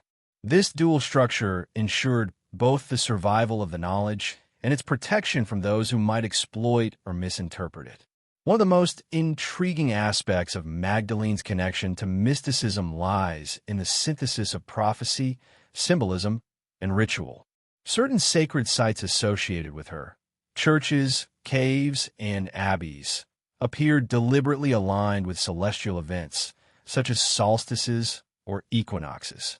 Mystical teachings suggest that these alignments were not accidental, but designed to encode spiritual wisdom and create energetic resonance for initiates. By combining the physical, symbolic, and cosmic, these sites acted as living textbooks, transmitting hidden knowledge through architecture, light, and ritual practice. Mary Magdalene, in this context, is both a historical figure and a metaphysical key, linking earthly locations with higher understanding. The persistence of these mystical traditions across centuries underscores the resilience of her influence. Even as church authorities and monarchs attempted to suppress her story, esoteric knowledge found ways to endure through visionary experiences, coded teachings, and clandestine societies. Mystics from various periods and regions continued to reinterpret and transmit her wisdom, ensuring that her presence remained alive in the spiritual consciousness of those attuned to hidden truths. In many ways, the mystical layer of Magdalene's legacy serves as a counterbalance to historical suppression, offering a parallel narrative that cannot easily be erased. Interestingly, these esoteric traditions often converge with modern discoveries, creating a web of interconnected evidence. Symbols identified in Templar architecture, relics rediscovered in European crypts, and coded passages in manuscripts sometimes mirror descriptions found in mystical texts and prophetic writings. This alignment suggests that her legacy was preserved intentionally across multiple dimensions: physical, textual, and spiritual. By examining these threads together, researchers begin to see a cohesive pattern, one that points to deliberate guardianship of knowledge and sacred principles associated with Mary Magdalene.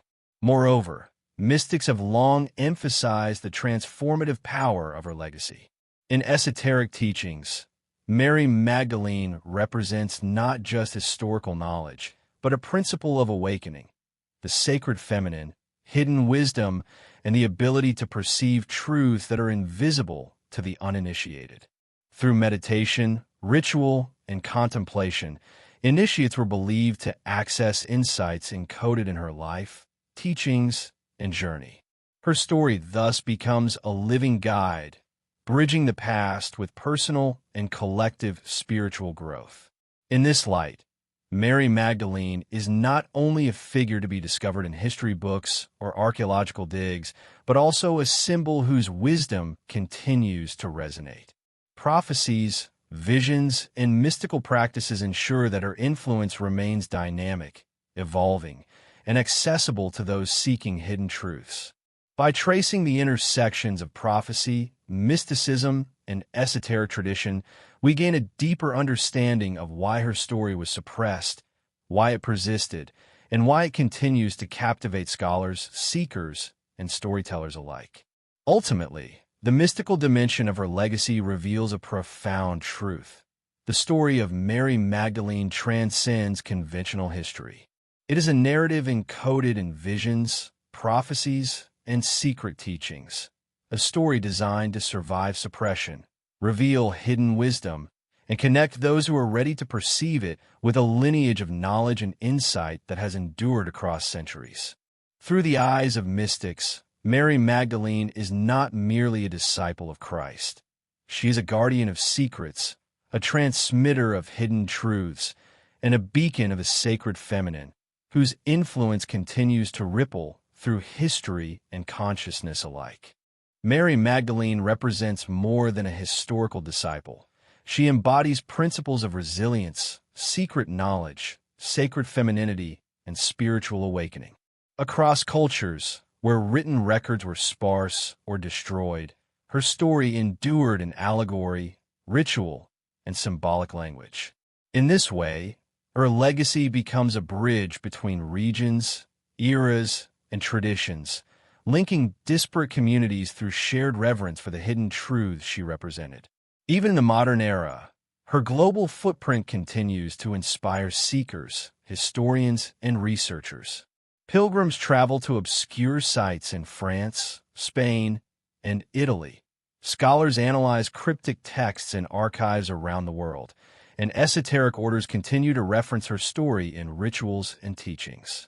These modern efforts are a continuation of a centuries-old network of guardianship, demonstrating that the Magdalene legacy is not static but dynamic, evolving in response to time, circumstance, and cultural context.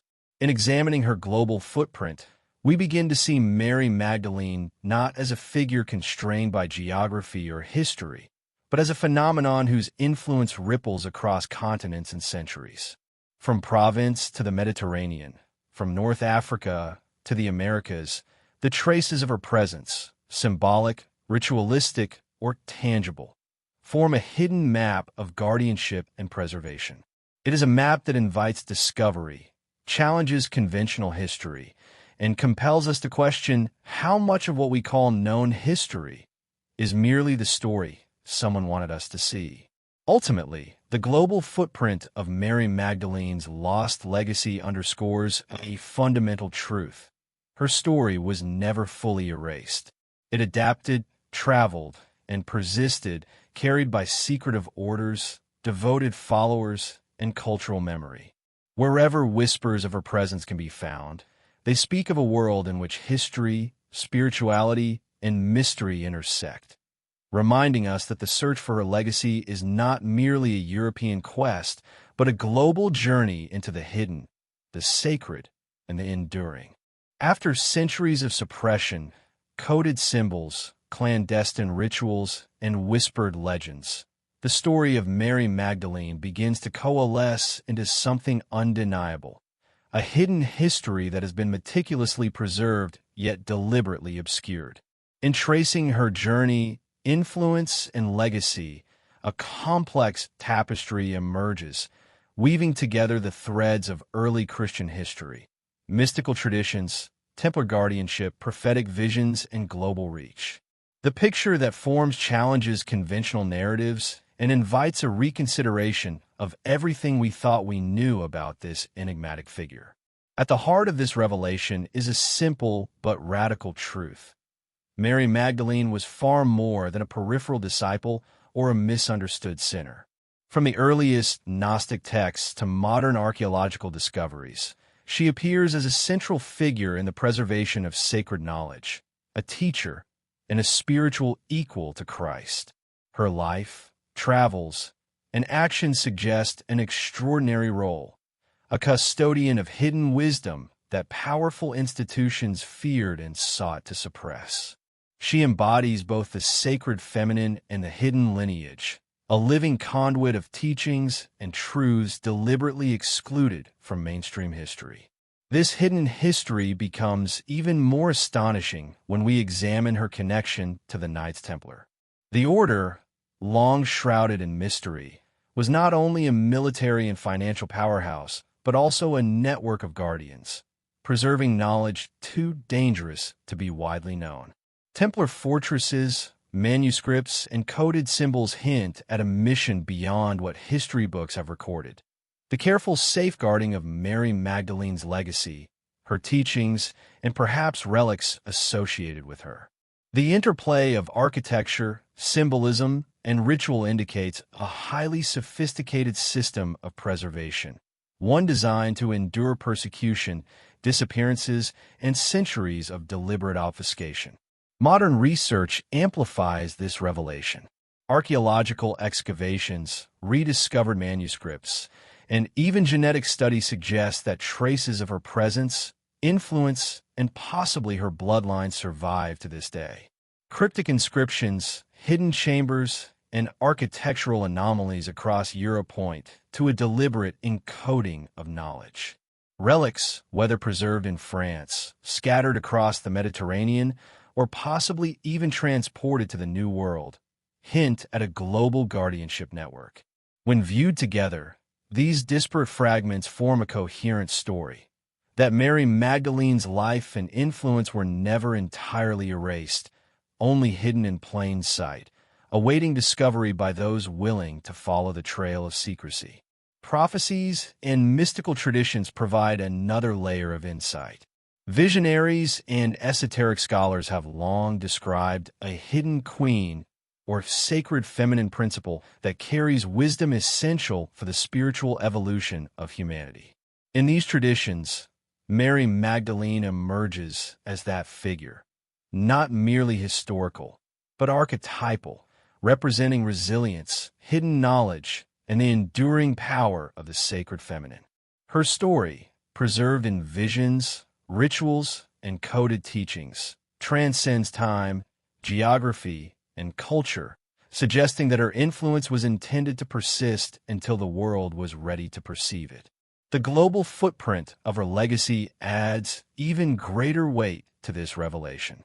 From southern France to the Mediterranean, from North Africa to possible traces in the Americas, Mary Magdalene's story has been carried, encoded, and preserved across continents.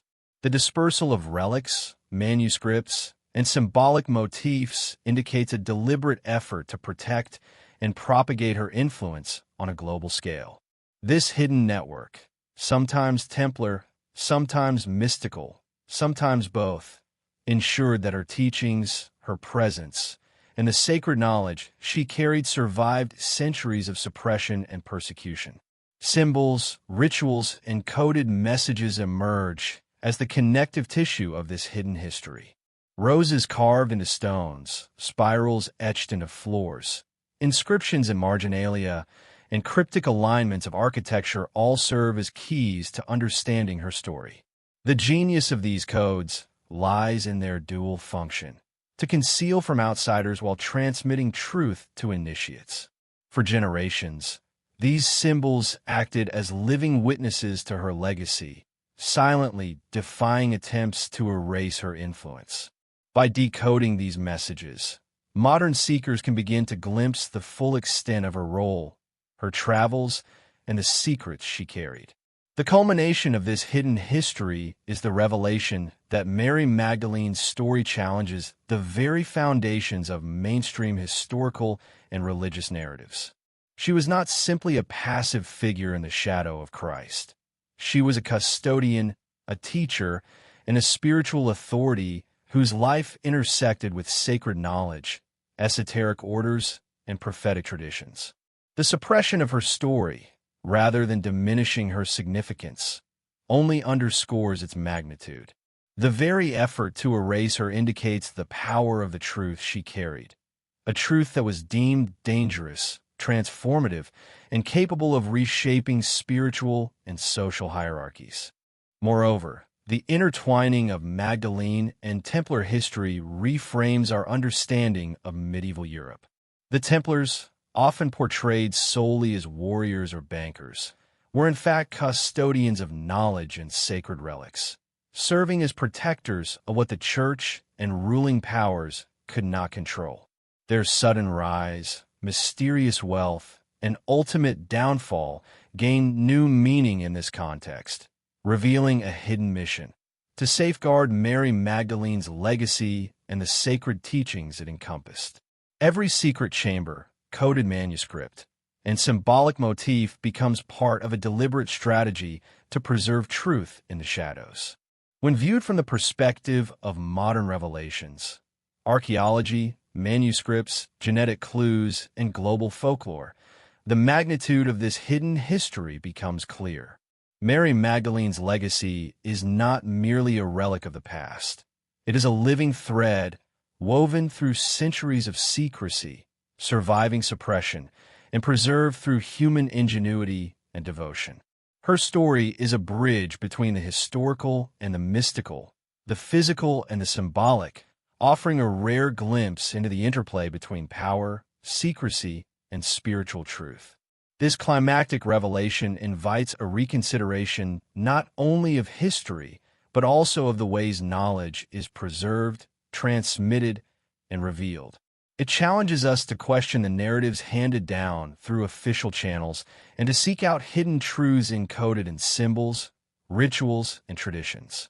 In understanding the hidden histories of Mary Magdalene, we confront the tension between suppression and preservation, between authority and secret knowledge, and between history as told and history as it was lived. Ultimately, the big reveal is both startling and profoundly moving. Mary Magdalene was a figure of extraordinary significance, whose legacy has been deliberately hidden yet meticulously preserved across centuries and continents. She represents the power of hidden knowledge, the resilience of suppressed voices, and the enduring influence of the sacred feminine. Through the guardianship of the Templars, the insights of mystics, and the traces left in symbols, relics, and prophecies, her story emerges as one of the most compelling, enigmatic, and enduring narratives of human history. In acknowledging this hidden history, we are confronted with a profound question. What else might history conceal? If Mary Magdalene, a central figure in early Christianity, could be systematically suppressed, yet preserved through such ingenious means, what other truths lie hidden, waiting to be uncovered? This revelation does more than illuminate her story. It casts a light on the very nature of history itself. Partial, curated, and always in dialogue with the forces that seek to control it.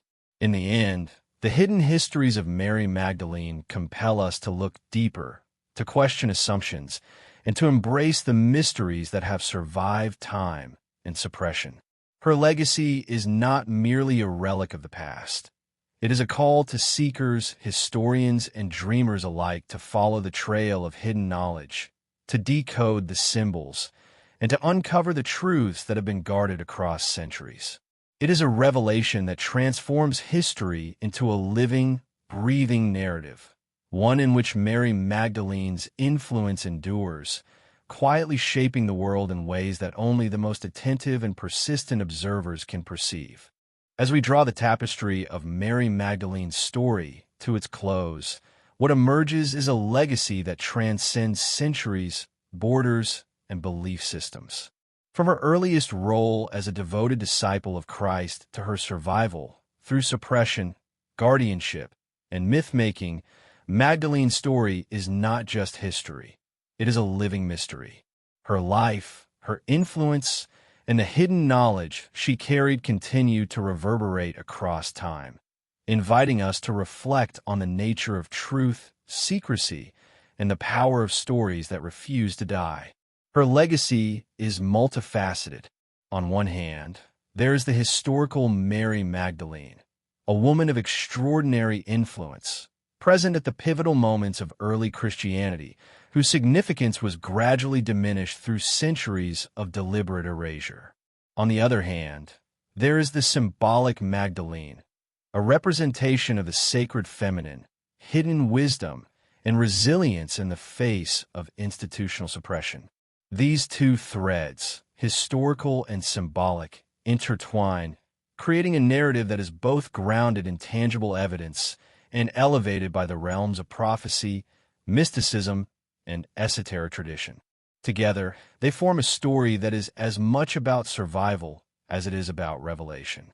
The guardianship of her legacy, most famously undertaken by the Knights Templar, ensured that the story of Mary Magdalene could endure. Through coded manuscripts, cryptic symbols, hidden relics, and elaborate rituals, her teachings and influence were preserved for generations, even when the world sought to erase them. The Templars' meticulous methods, from their architectural designs to the initiation of secret knowledge, demonstrate a profound understanding of how history could be protected from suppression. In preserving her story, they created a bridge between past and present, allowing modern scholars, mystics, and seekers to begin unraveling a narrative that had been hidden for centuries. Modern discoveries, archaeological finds, manuscripts, relics, and even DNA studies have added layers of depth to her story, showing that her influence was not a fleeting moment, but a persistent force. From the caves and crypts of Provence to the dispersed relics of the Mediterranean and beyond, tangible traces of Mary Magdalene's presence survive, hinting at a network of guardianship and continuity. These discoveries, often contentious and debated, underscore the complexity of her legacy, a narrative that resists simplification, challenges orthodoxy, and compels us to consider how history can be shaped, suppressed, or preserved across time. Equally compelling is the mystical dimension of her story. Prophecies, esoteric teachings, and visions describe Mary Magdalene as a figure of profound spiritual authority, a custodian of sacred knowledge, and a symbol of the sacred feminine. Mystics throughout history have maintained that her influence is encoded not just in texts or relics, but in ritual, sacred spaces, and even the consciousness of humanity itself. This esoteric legacy ensures that her story cannot be reduced to mere historical curiosity. It is a living, evolving narrative that continues to inspire, challenge, and provoke reflection. The global footprint of her influence further amplifies her enduring relevance. While southern France remains the central hub of her European legacy, evidence of her story, through symbols, folklore, and hidden teachings, appears across continents. From the Mediterranean islands in North Africa to potential traces in the New World, Mary Magdalene's legacy has traveled, adapted, and survived across cultures and civilizations. This global dimension reinforces the idea that her story was never solely local or temporal. It was, and perhaps still is, part of a larger, hidden network of wisdom, preserved and transmitted across generations. Yet, even with centuries of discovery, analysis, and speculation, Mary Magdalene's story retains an aura of mystery. We may never fully uncover the entirety of her life, her travels, or the complete extent of her knowledge and influence. Some relics remain lost, manuscripts remain undeciphered, and coded symbols continue to elude definitive interpretation. This unresolved mystery is not a weakness of the historical record, it is a feature of her legacy. The very elusiveness of her story ensures that it remains alive, inviting curiosity, interpretation, and continued exploration. Her story also invites reflection on the broader nature of history itself. Mary Magdalene's legacy demonstrates how narratives can be shaped by power, suppression, and selective preservation. It shows how knowledge can be hidden, encoded, and transmitted in ways that defy the official record.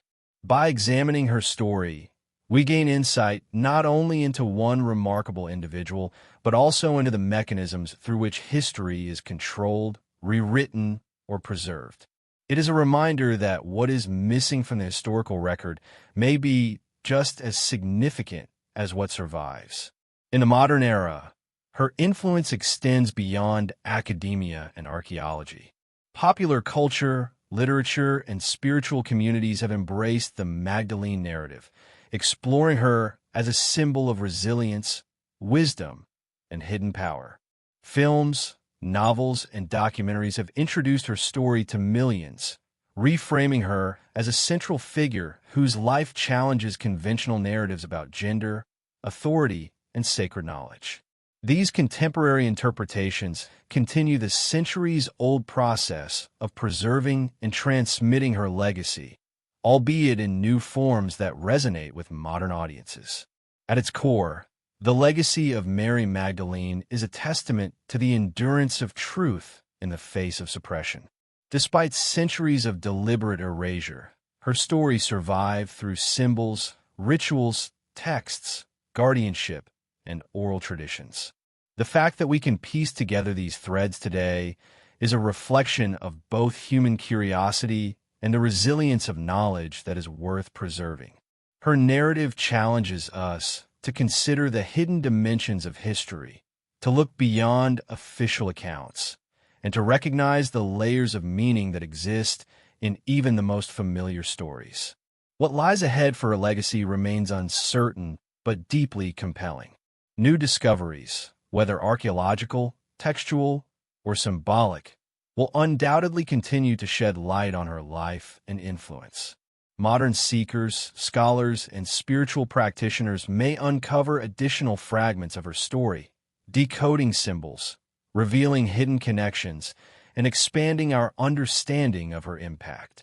Each discovery adds depth to a narrative that has persisted for millennia, demonstrating that Mary Magdalene's story is not confined to the past, but continues to evolve, resonate, and inspire. Ultimately, the story of Mary Magdalene is a journey through history, secrecy, and revelation. It is a narrative that challenges us to question what we accept as truth, to explore the hidden corners of the past, and to embrace the mysteries that endure. Her life, her guardians, and her legacy remind us that history is not static, that knowledge can be hidden yet preserved, and that even the most suppressed stories can endure when carried by those committed to their survival. As we close this exploration, we are left not with definitive answers, but with a profound sense of awe and possibility. Mary Magdalene's legacy is a living mystery, a bridge between history and myth, and a testament to the enduring power of knowledge, faith, and resilience. It is a story that continues to unfold, inviting each generation to seek, discover, and reflect on the truths hidden in plain sight. In the end, Mary Magdalene is more than a historical figure. She is a symbol, a mystery, and a legacy that continues to challenge, inspire, and illuminate. Her story teaches us that even when history is obscured, knowledge survives, waiting for those willing to follow the trail, decode the symbols, and embrace the secrets that have endured across time and space. It is a reminder that the past is never truly lost, and that the legacy of those who came before us can continue to shape the present, and perhaps even the future, in ways we are only beginning to understand.